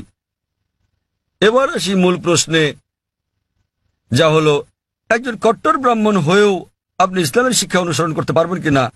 বোন, একজন সাধারণ ব্রাহ্মণের পক্ষে মুসলিম হওয়ার চেষ্টা করাটা কঠিন, কিন্তু যদি কঠোর ব্রাহ্মণ হয়ে থাকেন, বেদকে কঠোরভাবে মেনে চলেন, তাহলে আপনার ইচ্ছা অনিচ্ছা ঈশ্বরের কাছে সমর্পণ করতেই হবে। আপনি যদি সাধারণ ব্রাহ্মণ হয়ে থাকেন যে কিছু নিয়ম মানেন আবার কিছু মানেন না, তাহলে আপনার পক্ষে ঈশ্বরের কাছে নিজের ইচ্ছাকে সমর্পণ করা কঠিন হবে। কিন্তু যদি কঠোর ব্রাহ্মণ হয়ে থাকেন, বেদকে কঠোরভাবে মেনে চলেন, তাহলে আগে আমি যা বলেছি আপনাকে মানতেই হবে। 3টি পংক্তি আমি বলেছি যে আপনাকে এক ঈশ্বরে বিশ্বাস করতে হবে, আপনি মূর্তি পূজা করতে পারবেন না। আপনাকে বিশ্বাস করতে হবে যে ঈশ্বর এক, তার কোনো প্রতিচ্ছবি নেই, কোনো ফটোগ্রাফ নেই, কোনো মূর্তি নেই। এবং যদি আপনার ধর্মগ্রন্থগুলো পড়ে থাকেন, সেগুলোতে সর্বশেষ এবং চূড়ান্ত নবী মোহাম্মদ সাল্লাল্লাহু সাল্লামের আগমনের কথা উল্লেখ করা হয়েছে। আর আপনি যদি আমার বক্তৃতা ইসলাম ও হিন্দু ধর্মের মধ্যে সাদৃশ্য আর হিন্দু ধর্মে মোহাম্মদ সাল্লাল্লাহু সাল্লাম এই দুটো দেখে থাকেন, আমি বিস্তারিত আলোচনা করেছি যে নবী মোহাম্মদ সাল্লাল্লাহু সাল্লামের কথা আপনাদের ধর্মগ্রন্থে আছে। তাই যদি আপনি খারাপ ব্রাহ্মণ হয়ে থাকেন, তাহলে আপনার এটা বিশ্বাস না করার কোনো সুযোগ নেই যে ঈশ্বর এক, তার কোনো চিত্র নেই, কোনো মূর্তি নেই। এবং আপনাকে এটা বিশ্বাস করতে হবে যে মহান ঈশ্বরের সর্বশেষ দূত, সর্বশেষ বার্তাবাহক কল্কি অবতার হচ্ছেন নবী মোহাম্মদ সাল্লাল্লাহু সাল্লাম। কিন্তু যখন আপনার ধর্মগ্রন্থ বলে যে আপনাকে কল্কি অবতার চূড়ান্ত দূতকে অনুসরণ করতে হবে, তো যখন আপনি এই দূত নবী মোহাম্মদ সাল্লাল্লাহু আলাইহি ওয়াসাল্লামের বাণীগুলো পড়বেন, তখন আপনি দেখবেন যে এই কথাগুলো আপনার ধর্মগ্রন্থগুলোতে যা লেখা আছে তার সাথে মিলে যাচ্ছে। আবার একই সাথে দেখবেন এটা আপনার ধর্মগ্রন্থের অনেক কথার বিরুদ্ধে যাচ্ছে। তো এখন আমরা মনে করি যে কোরআন সর্বশক্তিমান আল্লাহর শেষ ও চূড়ান্ত নির্দেশনা, যা নাজিল করা হয়েছিল সর্বশেষ ও চূড়ান্ত নবী মোহাম্মদ সাল্লাল্লাহু আলাইহি সাল্লামের উপরে। এই কোরআন হলো ফোরকান, এটা হলো ন্যায় এবং অন্যায়ের পার্থক্যকারী।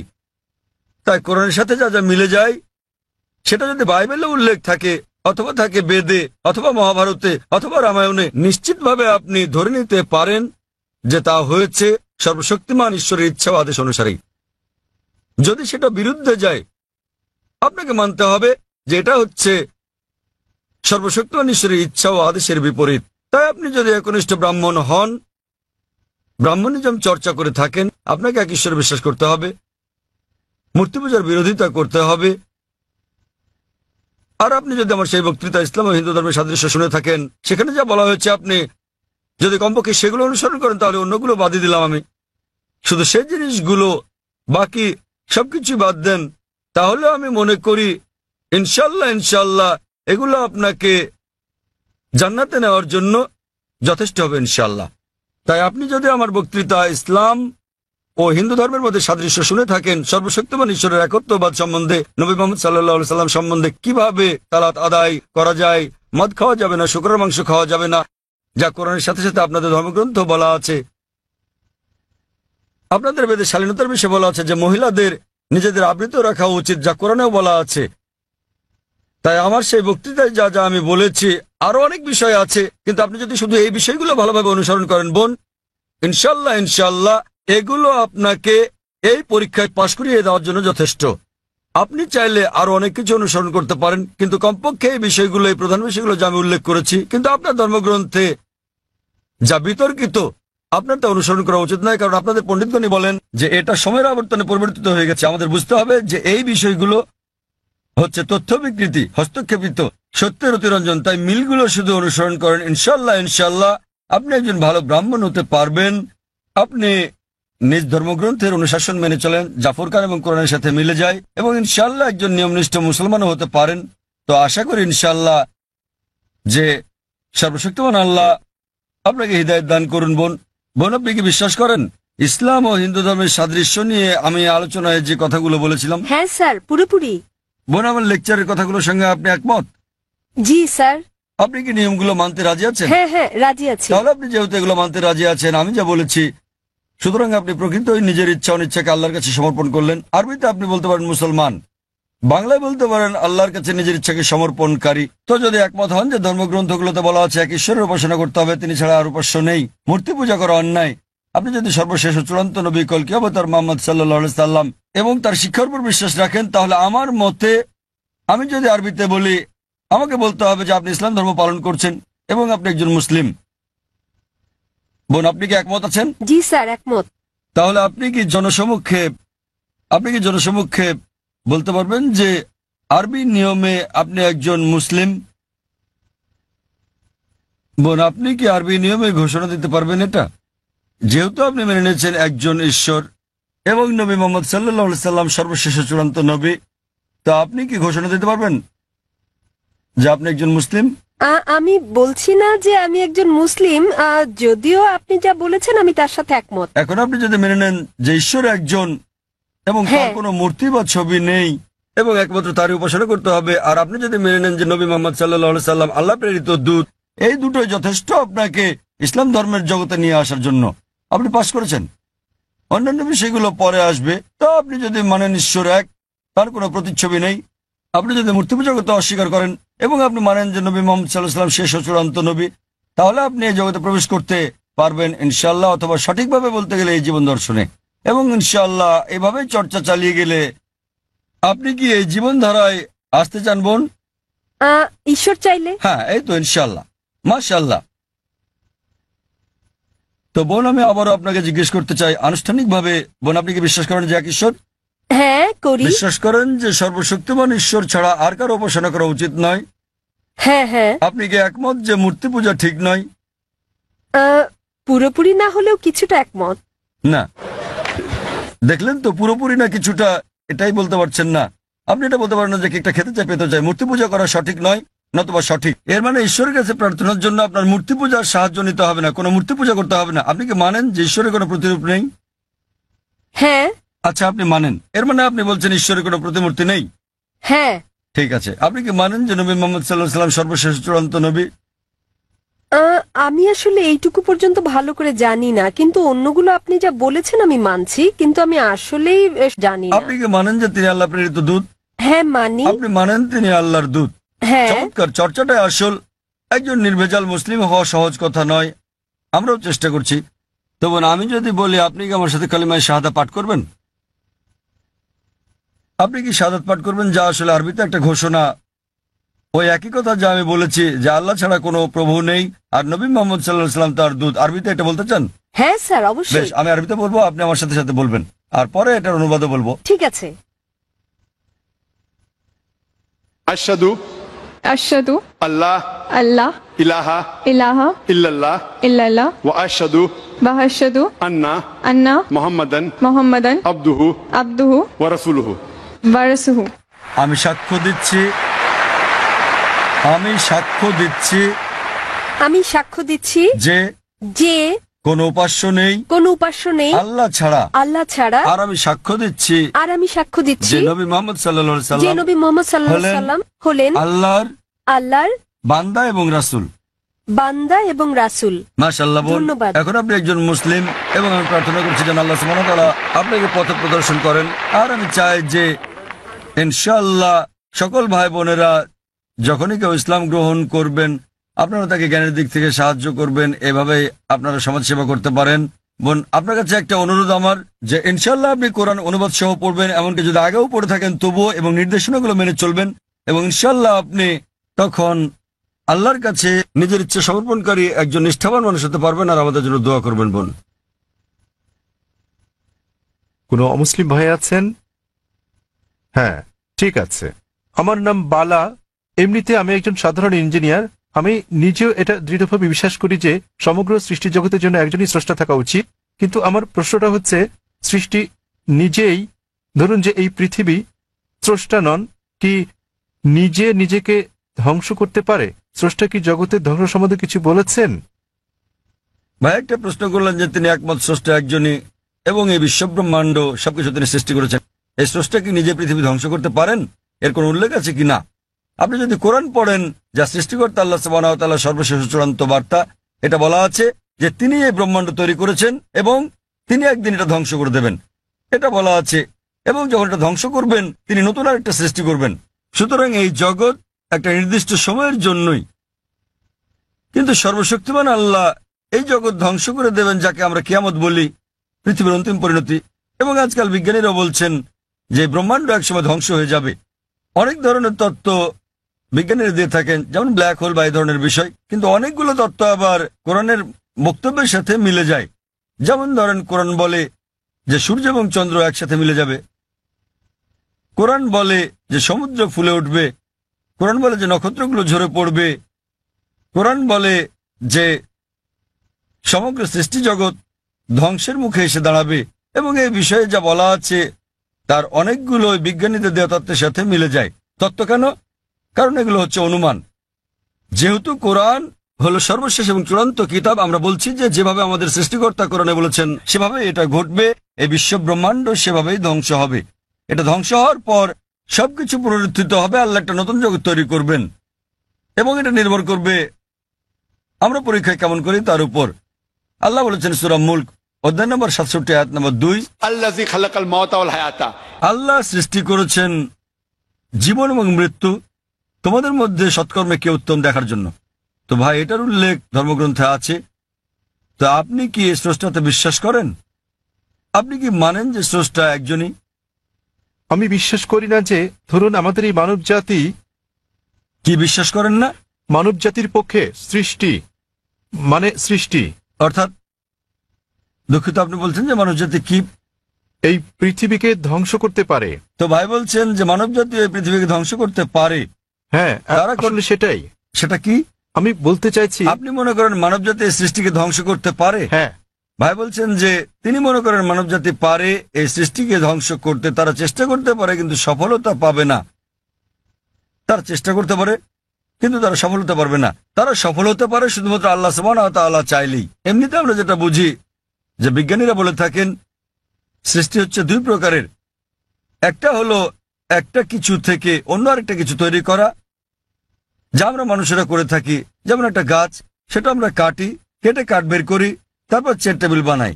এটা হচ্ছে কোনো কিছু থেকে কোনো কিছু সৃষ্টি, যা করতে পারে মানুষও এবং সর্বশক্তিমান আল্লাহ। কিন্তু অন্য ধরনের সৃষ্টিটা হচ্ছে শূন্য থেকে কোনো কিছু তৈরি করা, যা মানুষ কখনোই করতে পারবে না। শুধু আমাদের ঈশ্বরই করতে পারেন, শুধু আল্লাহই করতে পারেন। তাই আরবিতে খালাকা শব্দের দুটো মানে আছে। একটা মানে হলো কোনো কিছু থেকে আরেকটা কিছু তৈরি করা, এবং খালাকা শব্দের অন্য মানেটা হচ্ছে শূন্য থেকে কিছু তৈরি করা। এবং সর্বশক্তিমান এই চ্যালেঞ্জটাই দিচ্ছেন সূরা তুরে অধ্যায় নম্বর 52 আয়াত নম্বর 35। তোমরা কি শূন্য থেকে কিছু তৈরি করতে পারো? উত্তর হচ্ছে না। একইভাবে আপনি যখন বলছেন যে আপনি ধ্বংস করছেন, আপনি গাছটিকে ধ্বংস করছেন, গাছটি চেয়ার টেবিলে রূপান্তরিত হলো, তো আপনি এটাকে নিশ্চিহ্ন করতে পারছেন না। শক্তি তার রূপ পরিবর্তন করে, বিজ্ঞানীরা তাই বলেন। তাই মানুষ এই ধরনের সৃষ্টি শুধু ঘটাতে পারে।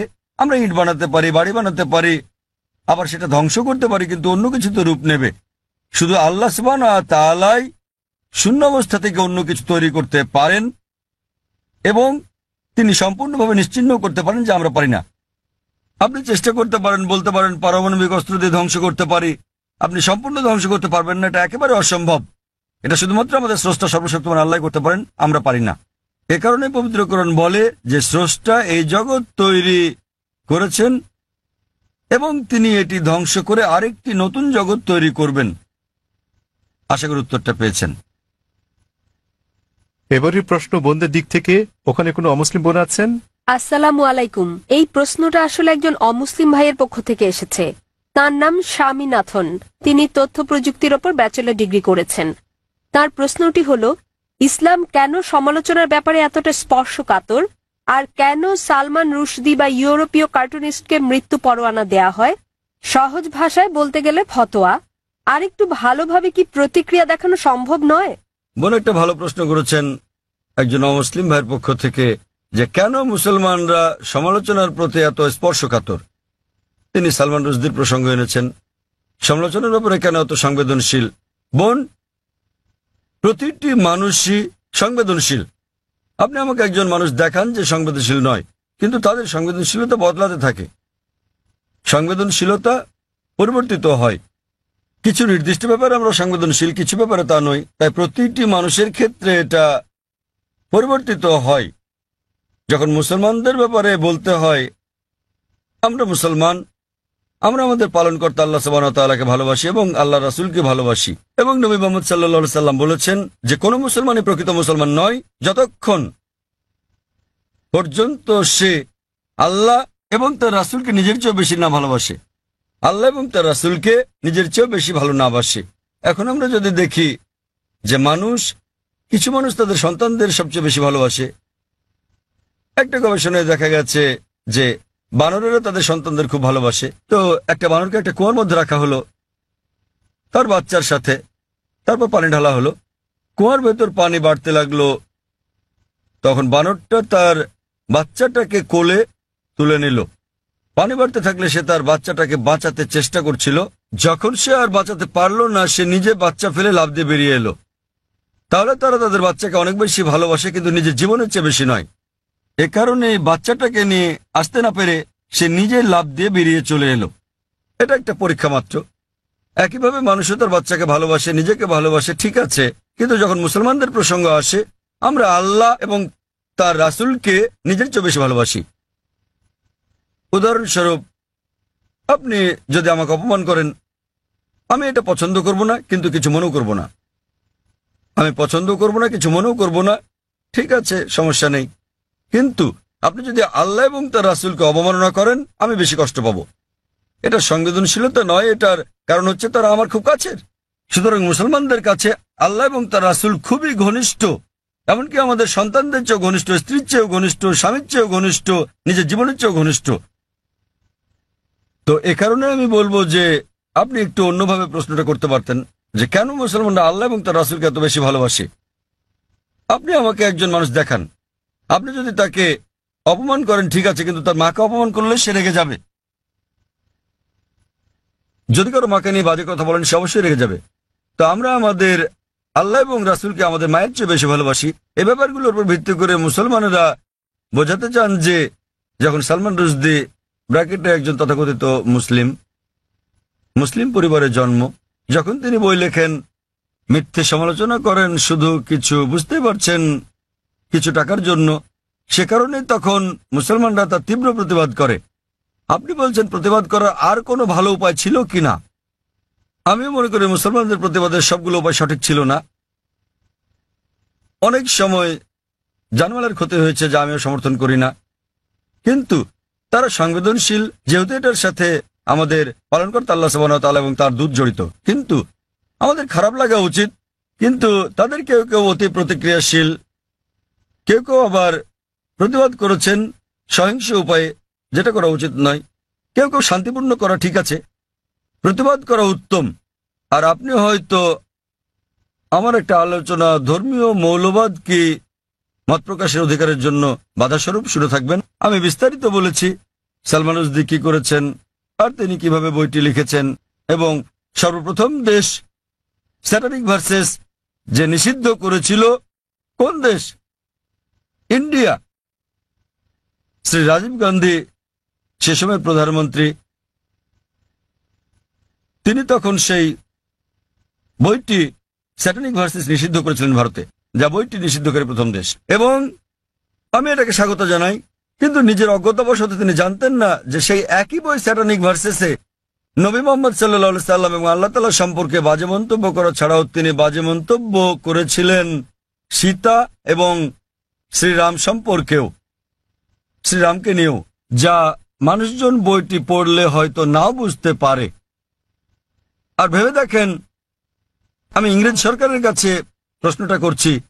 কয়েক বছর আগে একজন আমেরিকান লেখক ছিলেন, সাহিত্যিক, যিনি মার্গারেট থ্যাচারের নীতি নিয়ে 4 অক্ষরের একটা শব্দ ব্যবহার করেন। মার্গারেট থ্যাচারের নীতি, 4 অক্ষরের শব্দ, ফাদার আঙ্কেল কাজিন কিং। এবং তারা তাকে ব্রিটেনে আসতে নিষিদ্ধ করল। কেন? তিনি 4 অক্ষরের শব্দটা ব্যবহার করেছিলেন বলে। এই সালমান রুশদি তিনিও এই একই শব্দ ব্যবহার করেন এবং এটাতে আইএনজি যোগ করেন, অনেকবার করেছেন ইংরেজ নীতি সম্বন্ধে আর মার্গারেট থ্যাচারকে নিয়ে। এবং তিনি তাকে সম্বোধন করেন, জানেন কিনা, ম্যাগি বা দুশ্চরিত্রা। আচ্ছা বেশ, আপনি বলতে পারেন যে ইংরেজরা উদারমনা, তারা কিছু মনে করবে না। কিন্তু আপনি যদি দেখা করেন মার্গারেট থ্যাচারের ছেলের সাথে আর তাকে বলেন যে সালমান রুশদি আপনাকে দুশ্চরিত্রার ছেলে বলেছে, তিনি কি করবেন? আঘাত করবেন। তো সংবেদনশীলতা কি এটার উপর ভিত্তি করে? সবাই আসলে সংবেদনশীল। আবার মনে করেন এই একই ইংরেজ সরকার, যা কিনা একজন আমেরিকান লেখককে নিষিদ্ধ করেছিল 4 অক্ষরের শব্দের জন্য, সালমান রুশদিকে তারা মেনে নেয়। কেন? কি কারণে? কারণ তিনি নবী মোহাম্মদ সাল্লাল্লাহু আলাইহি ওয়াসাল্লামের অবমাননা করেছেন। তাই যেহেতু নবী মোহাম্মদ সাল্লাল্লাহু আলাইহি ওয়াসাল্লামকে অবমাননা করেছেন, তারা মার্গারেট থ্যাচারকে বলা সে 4 অক্ষরের শব্দটা হজম করে নিয়েছে, কেননা তিনি ইসলামের নবীর অবমাননা করেছেন। তো এভাবেই নীতিগুলো বদলাতে থাকে। আমরা যেটা বুঝি যে ইসলাম ধর্মে মত প্রকাশের স্বাধীনতা আছে, বক্তব্যের স্বাধীনতা আছে, কিন্তু এটা কখনোই সীমা অতিক্রম করবে না, এটা কাউকে কষ্ট দিতে পারবে না, আর এটার পক্ষে প্রমাণ থাকতে হবে। কাউকে আঘাত দিলেও যুক্তিযুক্ত এবং প্রমাণ সাপেক্ষ হলে সেটা ভিন্ন কথা, কিন্তু কুৎসা রটানো যাবে না। কুৎসা রটানো এবং পরনিন্দা করা ইসলামে নিষিদ্ধ। তো এর উপর ভিত্তি করে মুসলমানরা, যেহেতু সালমান রুশদি, যেহেতু সে আমাদের নবী মুহাম্মদ সাল্লাল্লাহু আলাইহি ওয়াসাল্লামকে অবমাননা করেছে এবং কুৎসা রটিয়েছে, এই কারণেই মুসলমানদের খারাপ লেগেছে এবং তারা রাগান্বিত হয়েছে, আর এটা আমি সমর্থন করি। এবং আমরা যদি বিশ্লেষণ করি, অধিকাংশ ধর্মেই ধর্মকে অবমাননা করার শাস্তি খুব কঠিন। আপনি যদি পড়েন বাইবেল, যদি আপনি হিন্দু ধর্মগ্রন্থগুলো পড়েন, কোরআন শরীফ যদি পড়েন, আর এটাকে ধর্মের অবমাননা বলে জানি, এ কারণে মুসলমানরা এত রাগান্বিত। আর আমরা সংবেদনশীল, কারণ এটা এমন একটা কিছুর বিপক্ষে যা আমরা আমাদের জীবনের চেয়ে বেশি ভালোবাসি। আশা করি উত্তরটা পেয়েছেন। হ্যাঁ, আমি কি কোনো অমুসলিম কোনো ভাইয়ের কাছ থেকে কোনো প্রশ্ন নিতে পারি? ওখানে কোনো অমুসলিম ভাই আছেন? ঠিক আছে ভাই, আপনার প্রশ্নটি করুন। আমি নেলসন ম্যান্ডেলা, একজন মেডিকেল এক্সিকিউটিভ হিসেবে কাজ করছি। আমি অনেক জায়গায় লেখা দেখেছি যে শান্তি হলো ইসলাম। এটা ভালো কথা, তা সেটা যে যাই মনে করুক না কেন, অমুসলিমদের মধ্যে, খ্রিস্টান লোকদের মধ্যে, হিন্দু লোকদের মধ্যে একটা ভুল ধারণা আছে যে, এমনকি মুসলমানদের মধ্যে এটা আছে যে মুসলমান হওয়া মানে উদ্ধত। এটা কেন হবে? আবার একজন মানুষ হিসেবে আমি ঈশ্বরে বিশ্বাস করি, একক ঈশ্বরে। এমনকি আমি যিশুও বলি না। আমি কি ঈশ্বরের দূতের উপর বিশ্বাস না রেখেও ইসলাম ধর্মে নিজেকে দীক্ষিত করতে পারি? দয়া করে আগে শুনুন, দূত বা নবীকে না মেনে কি আমি সেটা করতে পারি? এই অবস্থায় আমি যদি নিজেকে ধর্মান্তরিত করি, সবাই আমাকে যে নামে চেনে, নেলসন ম্যান্ডেলা, ধর্মান্তরিত হলেও আমি কি এই নামটা রাখতে পারবো? ভাই দুটো প্রশ্ন করেছেন। ওনার প্রথম প্রশ্নটা হচ্ছে যে কেন অমুসলিমরা ধরে নেয় যে মুসলিমরা, আপনারা জানেন যে তারা ইসলামের অনুসারী, ইসলাম মানে হলো শান্তি, কেন তারা ধরে নেয় যে মুসলিমরা উদ্ধত? ভাই আমি আপনার সঙ্গে একমত যে অধিকাংশ অমুসলিমই মনে করে যে মুসলিমরা উদ্ধত, সহিংস ইত্যাদি। ভাই এর কারণটা হলো মিডিয়া। মিডিয়া মিডিয়া সেভাবেই মুসলিমদেরকে তুলে ধরে। আপনি আজকে দেখেন যে কোনো সন্ত্রাসী হামলা হলেই সাথে সাথে তারা মুসলিমদের দায়ী করে সব সময়, ঠিক বা ঠিক যাই হোক না কেন। ওকলাহোমা বোমা হামলা যুক্তরাষ্ট্রে, যাতে প্রায় 166 জন মানুষ মারা গিয়েছিল, এটা ছিল আমেরিকার মাটিতে সবচেয়ে বড় বোমা হামলা। দিনের পর দিন এটাকে বলা হলো মধ্যপ্রাচ্য ষড়যন্ত্র, এতে মুসলিমরা জড়িত। পরবর্তী সময়ে তারা জানতে পারল যে এতে জড়িত ছিল 2 জন মার্কিন সৈন্য, কমিউনিস্ট, তারা জড়িত ছিল। এটা সংক্ষিপ্ত সংবাদে এলো, শেষ ঘটনা শেষ। তো মুসলমানদের ব্যাপারে হলে শিরোনামে চলে আসে, আর অমুসলিমরা জড়িত থাকলে এটা সংক্ষিপ্ত সংবাদ।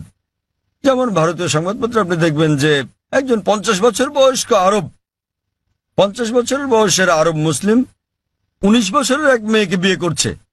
দেখবেন যে অনেক বড় সংবাদ, শিরোনাম। পরের দিন 50 বছর বয়স্ক অমুসলিম 9 বছরের মেয়েকে ধর্ষণ করেছে, এটা আসে সংক্ষিপ্ত সংবাদ।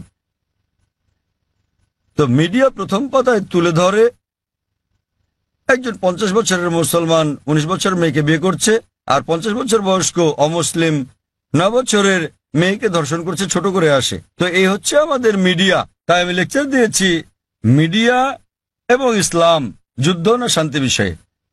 এটা ছিল, এই আলোচনাটা আমি প্রায় 1 বছর আগে দিয়েছিলাম বোম্বেতে, মিডিয়া ও ইসলাম, যুদ্ধ না শান্তি, এবং আরো অনেক জায়গায়। আর মিডিয়া কিভাবে কি করে বিস্তারিত বলেছি। ভাই আপনাকে একটা প্রশ্ন করি, আপনি কি আমাকে উদ্ধত মনে করেন? না। মাশাআল্লাহ। আপনি কি মনে করেন এখানে যারা বসে আছেন তারা সবাই উদ্ধত? কেউ কেউ, সরি, কারো কারো মুখ দেখে মনে হয়। না না ভাই, আপনি দেখেন, আপনি অতিথিতে দেখুন আর তাদের চেহারা দেখুন। ঈশ্বর কাউকে যে চেহারা দেন তার জন্য কি তাকে দোষী করা যায়? আমি আপনার মুখ দেখতে পাচ্ছি না, এখান থেকে আপনার মুখ দেখতে পাচ্ছি না, আপনি ওই পর্দা আমার মুখ দেখতে পাচ্ছেন, আমি দেখছি না। খোদা না করুক আপনার চেহারা যদি উদ্ধত হয়, আপনাকে দায়ী করা যাবে? না না। তাই কখনো বলবেন না যে চেহারা উদ্ধত। হ্যাঁ, কারো ব্যবহার যদি আপনাকে খোঁচা মেরে থাকে, এখানে কেউ কেউ আপনাকে মেরেছে, আপনাকে কেউ গালাগাল করেছে? না। তো ভাই আপনি যদি বলেন চেহারা উদ্ধত, তাহলে আপনাকে আবার ভেবে দেখতে হবে।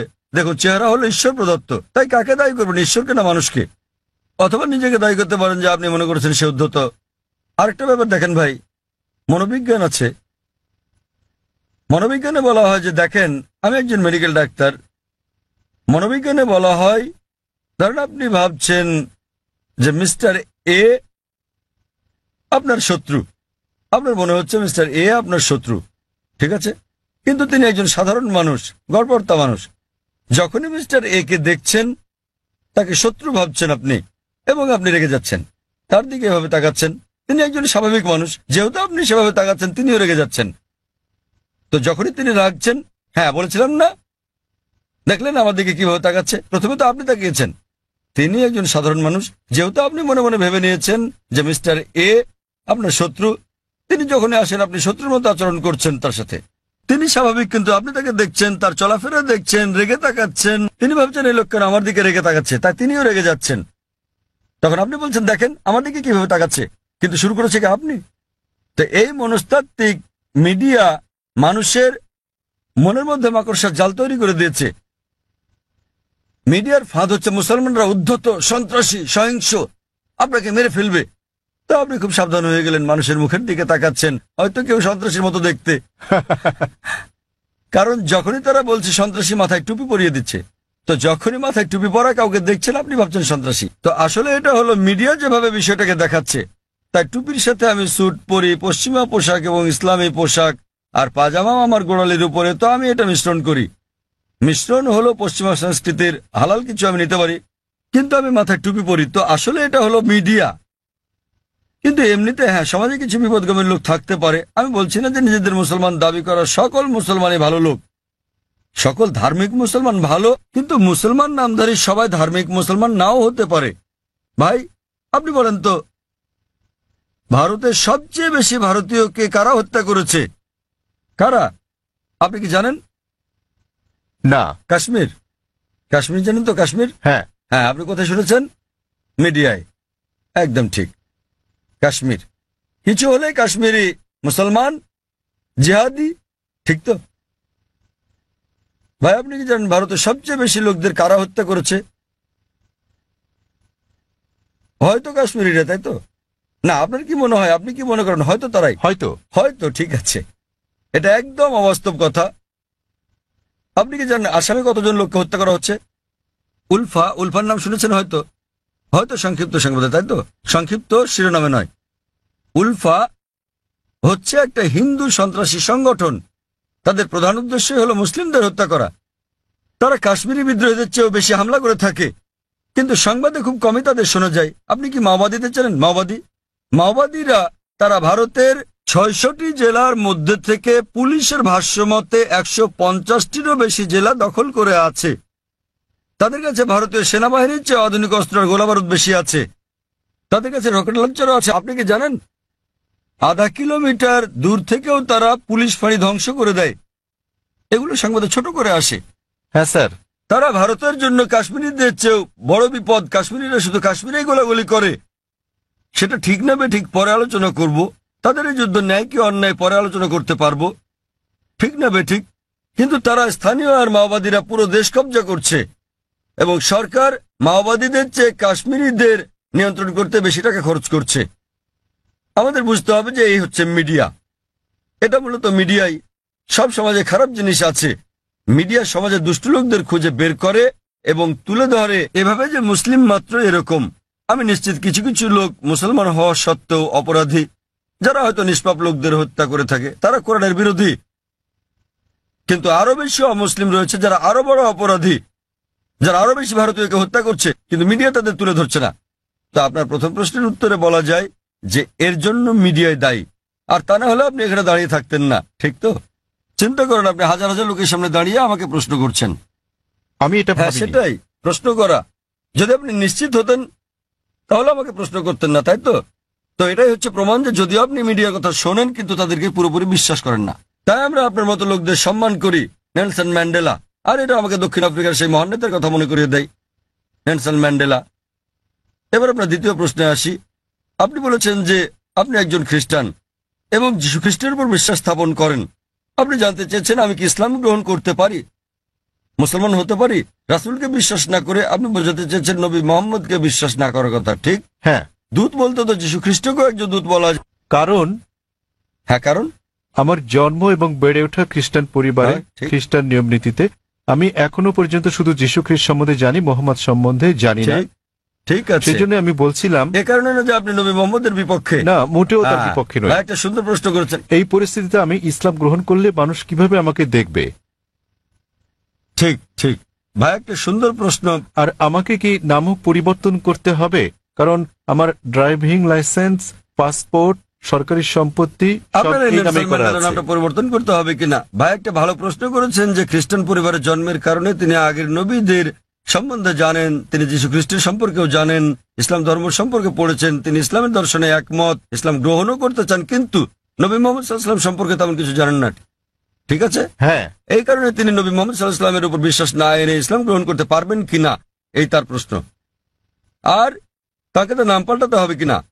প্রথম প্রশ্নের ব্যাপারে বলা যায় যে আপনি একজন মুসলিম হতে পারবেন না যতক্ষণ পর্যন্ত সকল নবীর উপর বিশ্বাস আনবেন না। আমাদের সেই সকল নবীগণের উপরও বিশ্বাস আনতে হবে যাদের নাম কোরআনে আছে। তিনি যদি আল্লাহর একজন দূত হয়ে থাকেন, তাদের আমাদের ভালোবাসতে হবে, সম্মান করতে হবে। আর আপনার জানার জন্য বলছি, ইসলাম হলো একমাত্র খ্রিস্টান ধর্ম বিশ্বাস যা বিশ্বাসের একটি ধারা হিসেবে যীশু খ্রিস্টকে বিশ্বাসের কথা বলেছে। কোন মুসলিমই মুসলিম নয় সে যদি যীশু খ্রিস্টের উপর বিশ্বাস স্থাপন না করে। আমরা বিশ্বাস করি যে তিনি আল্লাহ সুবহানাহু ওয়া তাআলার সর্বশক্তিমান, আল্লাহর সবচেয়ে প্রভাবশালী নবীগণের একজন। আমরা বিশ্বাস করি যে তিনি মসীহ, যাকে বলা হয় খ্রিস্ট। আমরা বিশ্বাস করি যে তিনি অলৌকিকভাবে জন্মগ্রহণ করেছিলেন, কোন পুরুষের হস্তক্ষেপ ছাড়াই, যা অনেক আধুনিক খ্রিস্টানই বিশ্বাস করে না। আমরা বিশ্বাস করি যে তিনি আল্লাহর অনুমতি নিয়ে মৃতকে জীবন দান করেছিলেন। আমরা বিশ্বাস করি যে তিনি জন্মান্ধ এবং কুষ্ঠরোগীকে আল্লাহর সাহায্য নিয়ে ভালো করেছিলেন। খ্রিস্টান এবং মুসলিমরা এখানে একসাথে চলে। কিন্তু কেউ প্রশ্ন করতে পারে, তাহলে দুটোর পার্থক্য কোথায়? দুটোর পার্থক্য হচ্ছে, অনেক খ্রিস্টানই বিশ্বাস করেন যে যীশুখ্রিস্ট বা ঈসা আলাইহিস সালাম নিজের অমরত্ব দাবিদার। তিনি বলেন যে তিনি ঈশ্বর। প্রকৃতপক্ষে আপনি যদি বাইবেল পড়েন, দেখবেন কোথাও এমন একটাও নিঃশর্ত বক্তব্য নেই সমগ্র বাইবেলে যেখানে যীশুখ্রিস্ট বা ঈসা আলাইহিস সালাম নিজে বলেছেন যে আমি ঈশ্বর অথবা তোমরা আমার উপাসনা করো। আমি আবারও বলছি, যদি পড়েন বাইবেল, সেখানে একটিও নিঃশর্ত বক্তব্য নেই, একটিও দ্ব্যর্থহীন বাক্য পাবেন না সমগ্র বাইবেলে যেখানে যীশুখ্রিস্ট বা ঈসা আলাইহিস সালাম নিজে বলেছেন যে আমি ঈশ্বর অথবা তোমরা আমার উপাসনা করো। এমনকি বাইবেলে দেখবেন যীশুখ্রিস্ট বা ঈসা আলাইহিস সালাম নিজে বলেছেন। এর উল্লেখ আছে গসপেল অফ জন অধ্যায় নম্বর 14 অনুচ্ছেদ নম্বর 28। যীশুখ্রিস্ট নিজে বলেছেন, আমার পিতা আমার চেয়ে মহান। গসপেল অফ জন অধ্যায় নম্বর 10 অনুচ্ছেদ নম্বর 29, আমার পিতা সবার চেয়ে মহান। গসপেল অফ ম্যাথিউ অধ্যায় নম্বর 12 অনুচ্ছেদ নম্বর 28, আমি ঈশ্বরের শক্তি দিয়ে শয়তানকে পরাভূত করি। গসপেল অফ লুক অধ্যায় নম্বর 11 অনুচ্ছেদ নম্বর 20, আমি ঈশ্বরের আঙ্গুলের ইশারায় শয়তানকে পরাভূত করি। গসপেল অফ জন অধ্যায় নম্বর 5 অনুচ্ছেদ নম্বর 30, আমি নিজের থেকে কিছুই করতে পারি না, আমি যেমন শুনি তেমন বিচার করি, আর আমার বিচার ন্যায্য, কারণ আমি নিজের ইচ্ছায় চলি না, আমার পিতার ইচ্ছায় চলি। যে বলবে আমি সর্বশক্তিমান আল্লাহর ইচ্ছার অনুসারে নিজের ইচ্ছার নই, সে একজন মুসলিম। যীশুখ্রিস্ট সাল্লাল্লাহু আলাইহি ওয়াসাল্লাম ছিলেন একজন মুসলিম। তিনি কখনোই দেবত্ব দাবি করেননি, তিনি কখনোই বলেননি যে তিনি ঈশ্বর। আর আপনি যদি বাইবেল পড়েন, সেখানে বুক অফ অ্যাক্টসে আছে অধ্যায় নম্বর 2 অনুচ্ছেদ নম্বর 22 যে হে ইসরায়েলের লোকেরা, এই নাজারেথের যিশুর কথা শোনো, তোমাদের মধ্যে হতে ঈশ্বর কর্তৃক মনোনীত ব্যক্তি, যিনি অলৌকিক অবিশ্বাস্য কাজ করেন ঈশ্বরের মাধ্যমে, আর তোমরা তার সাক্ষী। ঈশ্বর কর্তৃক মনোনীত এক ব্যক্তি তোমাদের মধ্যে আছেন, যিনি অলৌকিক অবিশ্বাস্য কাজ করেন ঈশ্বরের মাধ্যমে, তোমরা তার সাক্ষী। আর যখন যীশুখ্রিস্ট সাল্লাল্লাহু জিজ্ঞেস করা হলো আপনার প্রথম নির্দেশ কি, তিনি অক্ষরে অক্ষরে সেই কথাটাই বললেন যা মুসা আলাইহিস সালাম বলেছিলেন বুক অব ডিউটেরোনমি অধ্যায় 6 অনুচ্ছেদ 4-এ। যীশুখ্রিস্ট সাল্লাল্লাহু সেই কথাটাই বলেন গসপেল অফ মার্ক অধ্যায় 12 অনুচ্ছেদ 29। তিনি বলেন, শামা ইসরাঈল আদনা হাইনু আদনাই খাদ, শোনো হে ইসরায়েলবাসী, ঈশ্বর আমাদের ঈশ্বর হলেন একজন ঈশ্বর। তো আপনি যদি মুসলমান হন, মুসলমান হতে গেলে আপনাকে সকল নবীর উপর বিশ্বাস আনতে হবে। সে আদম থেকে শুরু করে নূহ, ইব্রাহিম, ইসহাক, মুসা, যিশু এবং নবী মুহাম্মদ সাল্লাল্লাহু আলাইহি ওয়াসাল্লামের উপর। তো এখন নবী মুহাম্মদ সাল্লাল্লাহু আলাইহি ওয়াসাল্লামের ব্যাপারে আপনার প্রশ্নে আসি। আপনি হয়তো তার সম্পর্কে বিস্তারিত জানেন না, আপনি হয়তো তার জীবনী সম্বন্ধে জানেন না, কিন্তু আপনাকে তার উপর বিশ্বাস আনতে হবে। আর আপনি যদি খাঁটি খ্রিস্টানও হয়ে থাকেন, যীশু খ্রিস্ট বা ঈসা আলাইহিস সালাম ভবিষ্যৎবাণী করেন নবী মুহাম্মদ সাল্লাল্লাহু আলাইহি ওয়াসাল্লামের ব্যাপারে। নবী মুহাম্মদ সাল্লাল্লাহু আলাইহি ওয়াসাল্লামের ব্যাপারে ভবিষ্যৎবাণী করা হয়েছে ওল্ড টেস্টামেন্টে, এমনকি নিউ টেস্টামেন্টেও ভবিষ্যৎবাণী করা হয়েছে বুক অব ডিউটেরোনমিতে অধ্যায় 18 অনুচ্ছেদ 18, বুক অব ডিউটেরোনমি অধ্যায় 18 অনুচ্ছেদ 19, বুক অব আইজায়া অধ্যায় 29 অনুচ্ছেদ 12, সং অব সলোমন অধ্যায় 5 অনুচ্ছেদ 16। এমনকি নিউ টেস্টামেন্টেও তার কথা বলা হয়েছে। যীশু খ্রিস্ট সাল্লাম বলেছেন নবী মুহাম্মদ সাল্লাল্লাহু আলাইহি সাল্লামের আগমনের ব্যাপারে গসপেল অফ জন অধ্যায় 14 অনুচ্ছেদ 16, গসপেল অফ জন অধ্যায় 15 অনুচ্ছেদ 26, গসপেল অফ জন অধ্যায় 16 অনুচ্ছেদ 7 এবং গসপেল অফ জন অধ্যায় 16 অনুচ্ছেদ 12 থেকে 14। আপনার বোঝার জন্য আমি শুধু শেষের অনুচ্ছেদটা বলবো। সবার শেষে যেটা বললাম, যীশু খ্রিস্ট সাল্লাল্লাহু আলাইহি সাল্লাম বলেন গসপেল অফ জন অধ্যায় নম্বর 16 অনুচ্ছেদ 12 থেকে 14 যে তোমাদেরকে আমার অনেক কিছুই বলার আছে, কিন্তু তোমরা এখন তা গ্রহণ করতে পারবে না। যখন সত্যের আত্মা আসবেন, তিনি তোমাদের সত্যের পথে পরিচালিত করবেন। তিনি নিজ থেকে কিছু বলবেন না, তিনি যা শুনবেন তাই বলবেন, তিনি আমাকে মহিমান্বিত করবেন। তো এখানে যীশু খ্রিস্ট সাল্লাল্লাহু আলাইহি সাল্লাম বলছেন নবী মুহাম্মদ সাল্লাল্লাহু আলাইহি সাল্লামের ব্যাপারে, তিনি বলছেন তোমাদেরকে আমার অনেক কিছুই বলার আছে। অর্থাৎ যীশু খ্রিস্ট মানুষদের অনেক কথা বলতে চেয়েছিলেন, কিন্তু তিনি বলেন তোমরা এখন তা বুঝতে পারবে না। যখন সত্যের প্রতিরূপ আসবেন, তিনি তোমাদের সত্যের পথে চালিত করবেন। এখন অনেকে বলতে পারেন এই প্রতিরূপ হচ্ছে পবিত্র আত্মা। তারা বুঝতে অক্ষম যে প্রতিরূপ কোনো পবিত্র আত্মার কথা বোঝায় না। কেন? কয়েকটা অনুচ্ছেদ আগেই গসপেল অফ জনের অধ্যায় নম্বর 16 অনুচ্ছেদ 7 যীশু খ্রিস্ট সাল্লাল্লাহু আলাইহি সাল্লাম বলছেন যে তোমাদের ভালোর জন্য আমাকে যেতে হচ্ছে, কেননা আমি না গেলে সত্যের প্রতিরূপ আসবেন না। সুতরাং আমি যদি যাই, আমার প্রস্থানেই তার আগমন নিশ্চিত। সেই প্রতিরূপ এবং শান্তি আসবে যদি যীশুখ্রিস্ট বা সাল্লাম বিদায় নেন। যীশুখ্রিস্ট এই পৃথিবীতে আসার অনেক আগে থেকে এই প্রতিরূপ এখানে ছিলেন। তিনি এখানে ছিলেন যখন যীশুখ্রিস্ট জন্মগ্রহণ করেন, তিনি তখনও ছিলেন যখন তাকে দীক্ষা দেওয়া হয়। তো এই প্রতিরূপ এবং শান্তির দূত কোন পবিত্র আত্মাকে বোঝায় না, এটা সর্বশেষ এবং চূড়ান্ত নবী মোহাম্মদ সাল্লাল্লাহু সাল্লামের কথা বোঝায়। কারণ ভবিষ্যৎবাণী বলছে তিনি যাই শুনবেন তিনি বহন করবেন। আর আমরা জানি যে নবী মোহাম্মদ সাল্লাল্লাহু আলাইহি ওয়াসাল্লাম সর্বশক্তিমান আল্লাহর কাছ থেকে দৈববাণী পেয়েছিলেন এবং তিনি তা প্রচার করেছিলেন। আর নবী মোহাম্মদ সাল্লাল্লাহু আলাইহি ওয়াসাল্লাম পৃথিবীতে একমাত্র ধর্মদূত যিনি যীশুখ্রিস্টকে মহিমান্বিত করেছেন। আর কোন ধর্ম বিশ্বাস নেই যা যীশুখ্রিস্টকে বিশ্বাস করার ব্যাপারে কথা বলে অনুচ্ছেদ তৈরি করে। এই মহিমান্বিত কোরআন নবী মুহাম্মদ সাল্লাল্লাহু আলাইহি সাল্লামের বাণীর কারণে, আর তিনি যে দৈববাণী ধারণ করেছেন সে কারণে 150 কোটিরও বেশি মানুষ আজ যীশুখ্রিস্টকে ঈশ্বরের দূত হিসেবে বিশ্বাস করে থাকে। যদি নবী মুহাম্মদ সাল্লাল্লাহু আলাইহি ওয়াসাল্লাম সেটা না বলতেন, যদি এই কিতাবে তার কথা প্রকাশিত না হতো, তাহলে আমরা বিশ্বাস করতাম না যে যীশুখ্রিস্ট ঈশ্বরের দূত। যেহেতু নবী মুহাম্মদ সাল্লাল্লাহু আলাইহি ওয়াসাল্লাম বলেছেন, আমরা সকল মুসলমান সন্দেহাতীতভাবে বিশ্বাস করি যে যীশুখ্রিস্ট সাল্লাল্লাহু আলাইহি সাল্লাম আল্লাহর সবচেয়ে প্রভাবশালী নবীদের মধ্যে একজন। একইভাবে আপনি যদি খ্রিস্টান হন আর আপনার ধর্মগ্রন্থ পড়েন, নবী যীশুখ্রিস্ট সাল্লাল্লাহু আলাইহি সাল্লাম ভবিষ্যৎবাণী করে গেছেন সর্বশেষ ও চূড়ান্ত নবী মুহাম্মদ সাল্লাল্লাহু আলাইহি সাল্লামের আগমনের ব্যাপারে। এখন যেহেতু আমি তুলনামূলক ধর্ম নিয়ে পড়ি, আমি হয়তো যীশুখ্রিস্ট সম্পর্কে অনেক কিছু জানি, কিন্তু অধিকাংশ মুসলমানই আপনি যদি জিজ্ঞেস করেন যীশুকে ছিলেন, তিনি একজন নবী, কিন্তু আপনি বিস্তারিত জিজ্ঞেস করলে তারা নাও জানতে পারে। তারা বিশ্বাস করে যে তিনি নবী। আমি তুলনামূলক ধর্মতত্ত্ব, বাইবেল এগুলো পড়ার পরে হয়তো অন্য মুসলমানদের চেয়ে অনেক বেশি জানি, কিন্তু সকল মুসলমানকে বিশ্বাস করতে হবে যে তিনি একজন নবী। একইভাবে একজন মুসলমান হওয়ার জন্য আপনাকে অন্তত এটা মেনে নিতে হবে যে নবী মুহাম্মদ সাল্লাল্লাহু আলাইহি সাল্লাম নবী মুহাম্মদ আল্লাহর দূত। যদি না মানেন তাহলে হতে পারবেন না, কারণ তিনি সর্বশেষ ও চূড়ান্ত নবী। আপনি হয়তো তার সম্বন্ধে বিস্তারিত জানেন না, কিন্তু আপনাকে বিশ্বাস করতে হবে তিনি একজন নবী। এবার আপনার শেষ প্রশ্নে আসি যে যদি আপনি ইসলাম গ্রহণ করেন, আপনাকে নাম পরিবর্তন করতে হবে কিনা।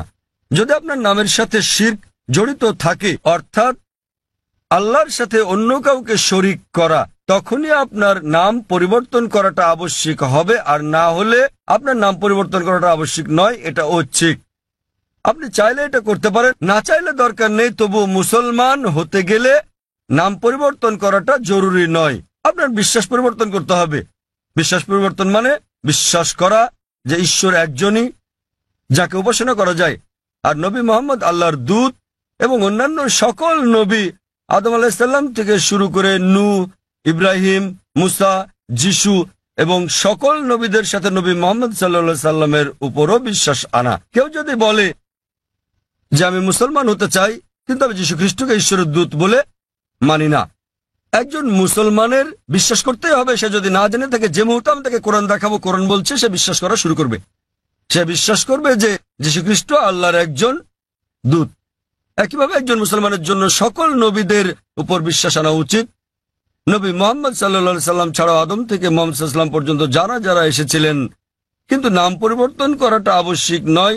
আপনি বলছেন আপনার ড্রাইভিং লাইসেন্সে নেলসন ম্যান্ডেলা নাম আছে, আপনার পাসপোর্ট, আপনাকে পাল্টাতে হবে না, ড্রাইভিং লাইসেন্স বদলাতে হবে না। লোকে আপনাকে নেলসন বলে ডাকতে পারে, কোনো সমস্যা নেই। কিন্তু তারপরেও আপনার মনে যে ঈশ্বর মাত্র একজনই, যাকে উপাসনা করা যায়, তিনি ছাড়া আর কাউকে নয়, এবং নবী মুহাম্মদ ঈশ্বরের একজন দূত। বাকি সকল নবী সহ আদম থেকে শুরু করে যিশু, মুহাম্মদ সাল্লাল্লাহু আলাইহি সাল্লাম। তো আপনি কি বিশ্বাস করেন যে মুহাম্মদ ঈশ্বরের একজন দূত? ভাই নেলসন? হ্যাঁ স্যার। আমি যদি বলি যে আপনার নাম নেলসনই রাখতে পারেন, বিশ্বাস করবেন যে মুহাম্মদ ঈশ্বরের একজন দূত? হ্যাঁ স্যার। আপনি হয়তো তার সম্পর্কে বেশি কিছু জানেন না। আপনি হয়তো জানেন না যে তিনি কোথায় জন্মগ্রহণ করেন। যদি জানেন তো ভালো, কিন্তু এটা বাধ্যতামূলক নয়। তখন বিশ্বাস করবেন যে নবী মুহাম্মদ সাল্লাল্লাহু আলাইহি ওয়াসাল্লাম ঈশ্বরের দূত? হ্যাঁ স্যার। আপনি বিশ্বাস করেন? হ্যাঁ। আপনি হয়তো বিস্তারিত জানেন না, তাও বিশ্বাস করেন? হ্যাঁ। আপনি বিশ্বাস করেন যে ঈশ্বর একজনই? হ্যাঁ। আপনি কি মানেন যে যীশু খ্রিস্ট ঈশ্বর নন? যিশু ঈশ্বর নন, যিশু ঈশ্বরের একজন দূত। খুব ভালো, মাশাআল্লাহ। তো আপনি কি শাহাদাত পড়তে চান? হ্যাঁ আচ্ছা, অবশ্যই। আমি আরবিতে বলবো, আপনি সাথে সাথে বলবেন। আপনি কি মানেন যে ঈশ্বর একজন? হ্যাঁ। আপনি কি মানেন যে নবী মুহাম্মদ সাল্লাল্লাহু আলাইহি ওয়াসাল্লাম ঈশ্বরের একজন দূত? আপনি কি মানেন যে যীশু খ্রিস্ট ঈশ্বরের একজন দূত? হ্যাঁ। কেউ কি আপনাকে জোর করছে গ্রহণ করতে ইসলাম? না। কেউ আপনার উপর চাপ প্রয়োগ করছে? না। কোনো অর্থনৈতিক চাপ, টাকা, না টাকার কোনো হ্যাঁ। ব্যাপার নেই। তো আপনি মন থেকেই বলছেন, হ্যাঁ। আপনার নিজের ইচ্ছাতে, হ্যাঁ। কোনো চাপ নেই আপনার উপর। বেশ, না। আমি আরবিতে বলবো, আপনি সাথে সাথে বলবেন। আশহাদু আশহাদু আল্লাহ আল্লাহ ইলাহা ইলাহা ইল্লাল্লাহ ইল্লাল্লাহ ওয়া আশহাদু ওয়া আশহাদু আন্না আন্না মুহাম্মাদান মুহাম্মাদান আবদুহু আবদুহু ওয়া রাসূলুহু। ওয়া রাসূলুহু। মাশাআল্লাহ। আমি সাক্ষ্য দিচ্ছি আমি সাক্ষ্য দিচ্ছি যে যে কোনো উপাস্য নেই কোনো উপাস্য নেই আল্লাহ ছাড়া, আল্লাহ ছাড়া, এবং এবং নবী মুহাম্মদ নবী মুহাম্মদ হলেন হলেন আল্লাহর দূত আল্লাহর দূত এবং আল্লাহর বান্দা। এবং আল্লাহর বান্দা। মাশাআল্লাহ। ভাই, আপনি এখন মুসলিম এবং আপনি আল্লাহর কাছে প্রার্থনা করেন যেন তিনি আপনাকে হিদায়াত দেন এবং ইনশাআল্লাহ জান্নাতে জায়গা দেন। এই জীবন হলো পরকালের জন্য পরীক্ষা, তিনি আপনাকে ইনশাআল্লাহ জান্নাতে নিয়ে যাবেন। এবং আমি অন্যান্য ভাইদের প্রতি বলবো যে যখনই কেউ গ্রহণ করবেন ইসলাম, আপনারা বিষয়টার প্রতি খেয়াল রাখবেন এবং আন্তরিকভাবে সহযোগিতা করবেন, আরো সহনশীল হবেন। কারণ আমাদের দিনে একজন নতুন মানুষ আসছেন, তাকে আপনার সামর্থ্য অনুযায়ী সাহায্য সহযোগিতা করুন। এবং ইনশাআল্লাহ আমি দোয়া করছি আপনি আপনার নাম নেলসনই রাখতে পারেন, আপনাকে নাম বদলাতে হবে না, এটা আসলে আবশ্যিক নয়। আপনাকে নাম বদলাতে হবে না, আপনার নাম নেলসনই রাখতে পারেন এবং একই সাথে একজন ধার্মিক মুসলিম হতে পারবেন। কোরআন বুঝে পড়ার চেষ্টা করবেন এবং যতটুকু নির্দেশনা আপনি পাবেন ইনশাআল্লাহ তা প্রয়োগ করেন। এবং আমি আপনাকে অনুরোধ করছি আমার জন্য দোয়া করবেন। ধন্যবাদ স্যার। এখানে আর কোনো অমুসলিম ভাই আছেন? এখানে একজন আছেন, তিনি তামিল ভাষায় প্রশ্ন করতে চান, যেটা অনুবাদ করা হবে। অনুবাদ করার মতো কেউ আছেন? কোনো ভাই অনুবাদ করবেন? হ্যাঁ ভাই, এখানে একজন অনুবাদক ঠিক আছে। আছেন। সবাইকে শুভ সন্ধ্যা। আমি বালাজি ইউরেকা ফরবস কাজ করছি। யூஸ்வலா அந்த சாதாரண ஒரு எறும்போட உயிரோட வேல்யூ ஒன்று தான், நம்ம ஹியூமனோட உயிரும் ஒன்று, அதோட வேல்யூ ஒன்று தான். ஸோ நம்ம இந்த பீஃப் மட்டன்லாம் சாப்பிட்றோம், ஸோ அது தப்பு இல்லையா? தென் வந்து பார்த்தீங்கன்னா இந்த ஹிந்து முஸ்லீம் கிறிஸ்டின் மூணு, இந்த பகவத்கீதை ப்ளஸ் பைபிள் தென் குரான் மூணு கேஸ்டும் ஃபைனலாக எல்லா உயிர்களிடத்தும் அன்பு செலுத்துங்க தான் சொல்கிறாங்க. ஸோ முஸ்லீம் மட்டும் ஸ்பெஷலாக நீங்கள் சொல்கிறது சரியா புரியல. ভাই একটা প্রশ্ন করেছেন যে একটা পিঁপড়া মারা অন্যায়, যদিও পিঁপড়া ক্ষতিকর হতে পারে, কিন্তু আরো বৃহৎ দৃষ্টিতে দেখতে গেলে মুসলমানরা যা করে তা হল গরু এবং অন্যান্য পশু হত্যা করে। ওনার মতে মুসলমানরা অনেক বেশি গরুর মাংস, খাসির মাংস ইত্যাদি খায়। তো এটা কি অন্যায় নয়? কারণ গীতা, বাইবেল, কোরআন সব জায়গায় বলা আছে যে আপনাকে সকল প্রাণীর প্রতি দয়া দেখাতে হবে, কিন্তু এটা করা হচ্ছে না। ভাই যে প্রশ্নটা করলেন যে একটা পিঁপড়া মারাও অন্যায় এবং জীবন্ত প্রাণী মারাও অন্যায়, তো কেন মুসলিমরা মাংস খায়, গরু, খাসি ইত্যাদি, এটা কি অন্যায় নয়? আমাদের কি দয়া দেখানো উচিত নয়? আমি ভাইয়ের প্রশ্নের প্রথম অংশের সাথে একমত এবং এটা বুঝি যে তিনি ইংরেজি বুঝতে পারেন, যদিও বলতে পারেন না। আমাদের মধ্যে অনেক লোক আছেন যারা ইংরেজি বুঝতে পারেন, যদিও বলতে পারেন না, বাংলাতে প্রশ্ন করেন। তা আমার মনে হয় বাংলাতে বললেও ভাই বুঝবেন, যদিও তিনি ইংরেজিতে প্রশ্নটা করেননি কারণ তিনি তামিল ভাষাতে বেশি সাবলীল। হত্যার ব্যাপারে যে কোনো প্রাণীকে বিনা কারণে হত্যা করা অন্যায় ইসলাম ধর্মে, এমনকি ইসলামেও কোনো জীবন্ত প্রাণীকে অপ্রয়োজনে হত্যা করা পাপ। এ বিষয়ে একটা হাদিস আছে, নবী বলেছেন যখন এক লোক বনে আগুন জ্বালাচ্ছিল, নবী বললেন এখানে আগুন জ্বালানোর কারণ এখানে পিঁপড়া আছে। অন্য জায়গায় জ্বালোয়ের মানে হচ্ছে নবী নিজেও চিন্তিত ছিলেন যে বনে আগুন জ্বালালে পিঁপড়া মারা যেতে পারে। তিনি সেই সাহাবাকে জায়গা বদলাতে বললেন যাতে পিঁপড়া না মারা যায়। এবার আপনার মূল প্রশ্নে আসি, কেন মুসলিমরা মাংসাশী প্রাণী হত্যা করে, মাংস খায় ইত্যাদি। প্রথমে আমি আপনাকে বলবো যে একজন মুসলমান 100% নিরামিষী হয়েও একজন খাঁটি মুসলমান হতে পারেন। মাংস খাওয়াটা আবশ্যিক নয় ইসলামে, কিন্তু যেহেতু আমাদের সৃষ্টিকর্তা আল্লাহ সুবহানাহু ওয়া তাআলা অনুমতি দিয়েছেন মাংস খাওয়ার জন্য, কেন তা আমরা খাবো না? আপনি যদি ভেবে দেখেন, পবিত্র কোরআনে বলা আছে সূরা মাইদা অধ্যায় 5 আয়াত নম্বর 1 যে তোমাদের জন্য বৈধ হলো চতুষ্পদ পশু। তাহলে চতুষ্পদ পশু খাওয়া আমাদের জন্য বৈধ। কোরআন বলছে সূরা নাহল অধ্যায় 16 আয়াত নম্বর 5 যে সর্বশক্তিমান আল্লাহ তোমাদের জন্য বৈধ করেছেন গবাদি পশুর মাংস।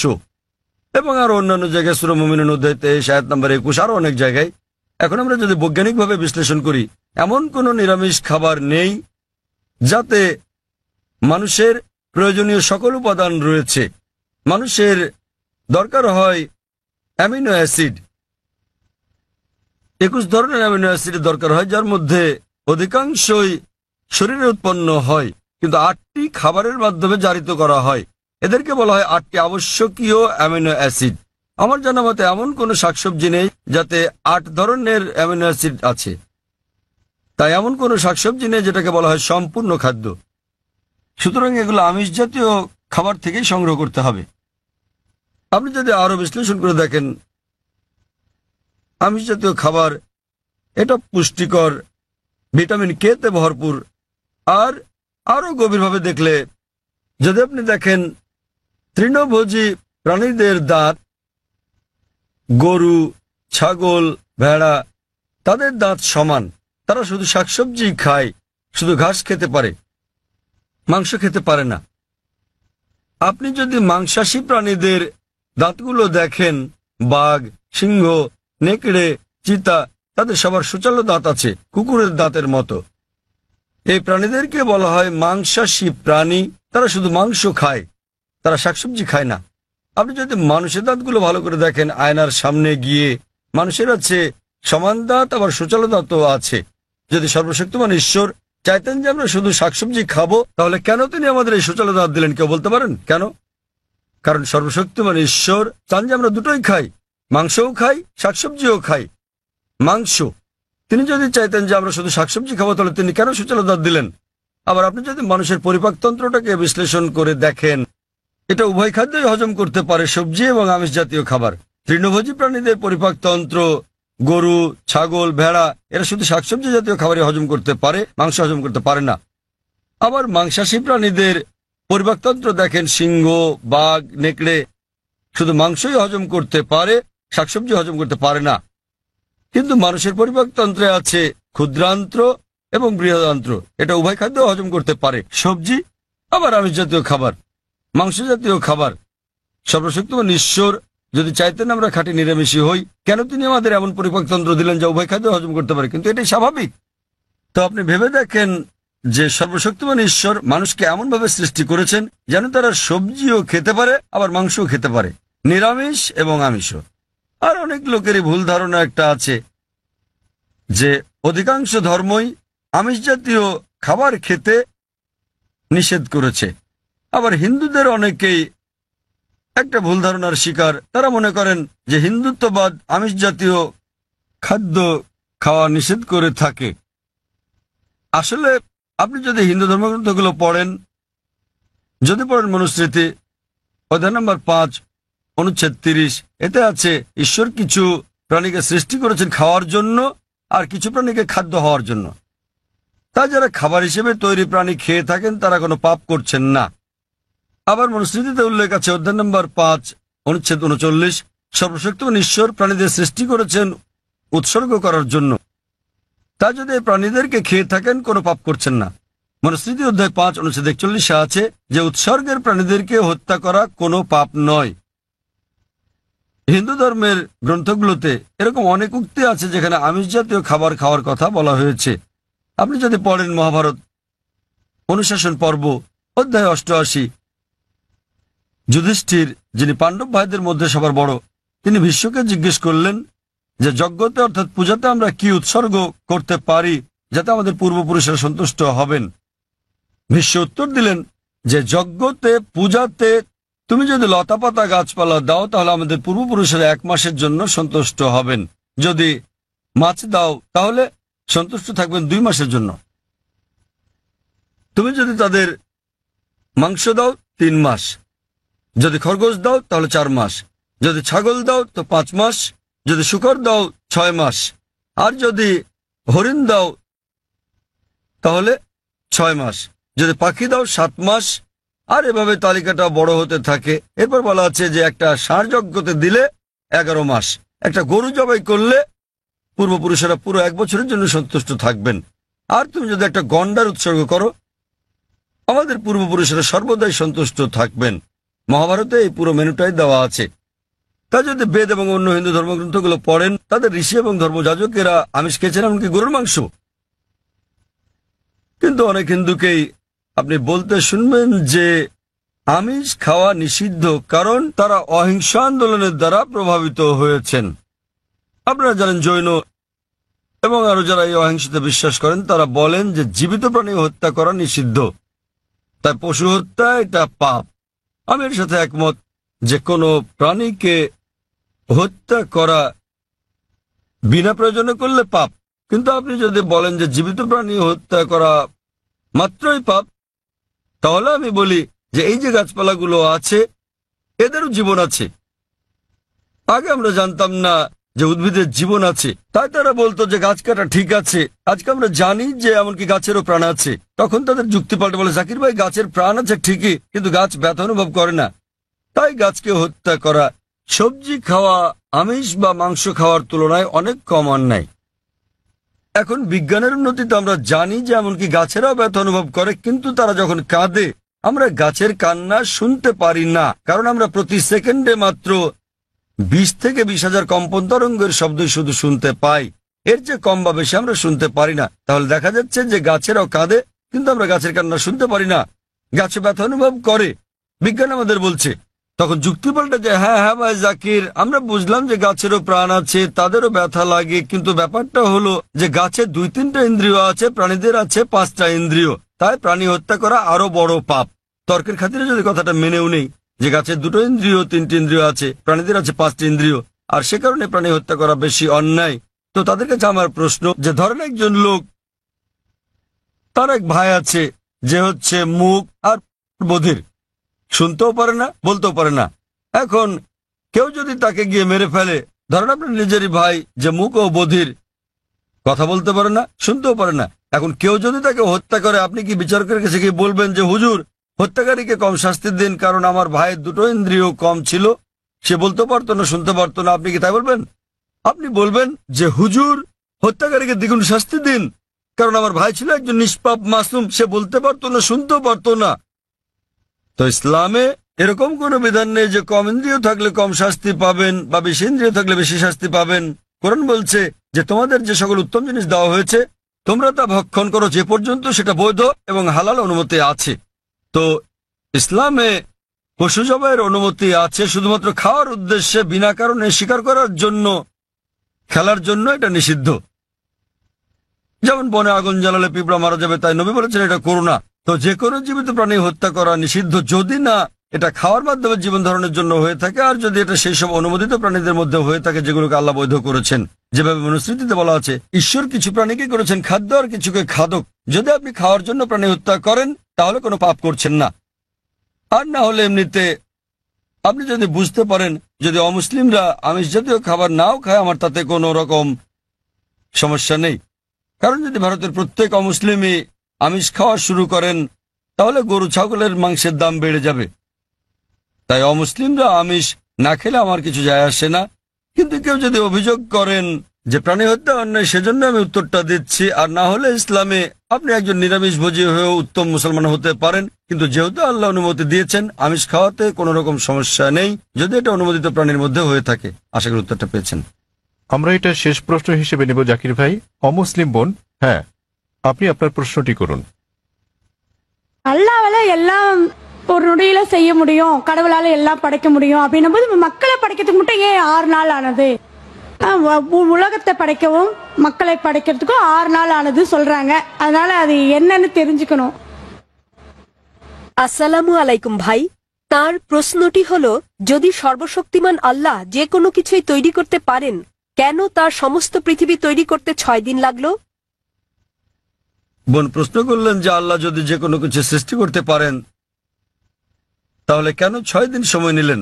বোন, আল্লাহ যদি চাইতেন একদিনে সৃষ্টি করতে পারতেন, তখন আপনি বলতেন যে কেন একদিনে তৈরি করেছেন, 6 দিনে কেন নয়? কারণ আল্লাহ 6 দিনে এটা বানাতে চেয়েছেন। কোরআন বলে যে আল্লাহ যা ইচ্ছা করেন তাই সৃষ্টি করতে পারেন। অনেক আয়াত আছে আল্লাহ বলেন কোরআনে, সূরা আলে ইমরান অধ্যায় 3 আয়াত নম্বর 59, ইন্না মাসালা ঈসা ইনদাল্লাহি কামাসালি আদম খালাকা মিন তুরাব সুম্মা ক্বালা লাহু কুন ফায়াকুন।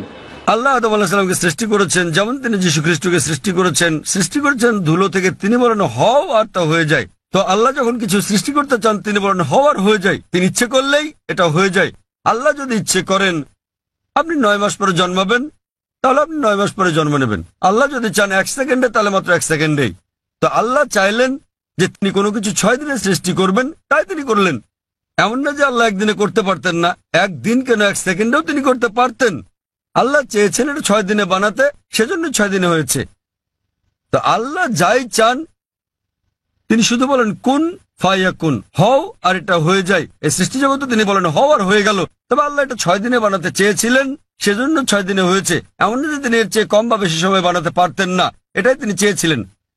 আর আল্লাহ যাই ইচ্ছা করেন তাই হয়ে যায় সহজে। আশা করি উত্তরটা পেয়েছেন। এক ভাইয়ের কাছ থেকে একটা অনুরোধ এসেছে যে যারা ইসলাম গ্রহণ করেছেন, আমরা অনুষ্ঠানটা শেষ করার আগে এক ভাই নেলসন ম্যান্ডেলা তিনি গ্রহণ করেছেন ইসলাম। আমি তার হাতে কোরআনের একটি অনুবাদ তুলে দিতে চাই। আমি স্বেচ্ছাসেবক বোনদের অনুরোধ করবো তার হাতে একটি কোরআনের অনুবাদ তুলে দিতে, যে মহিলা ইসলাম গ্রহণ করেছেন। নেলসন ম্যান্ডেলাকে অনুরোধ করবো, তিনি কে আছেন? নেলসন ম্যান্ডেলা কি এখানে আছেন? হ্যাঁ, অনুরোধ করছে মঞ্চে আসার জন্য যাতে আমি আপনাকে কোরআনের অনুবাদ দিতে পারি।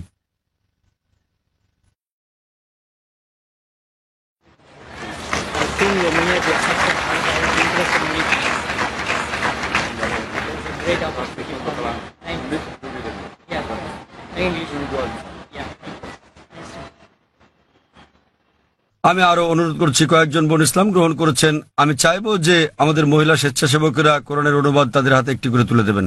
ওয়াখিরি দাওয়ানা আলহামদুলিল্লাহি রাব্বিল আলামিন। অসংখ্য ধন্যবাদ আপনাদের ভাই ও বোনেরা।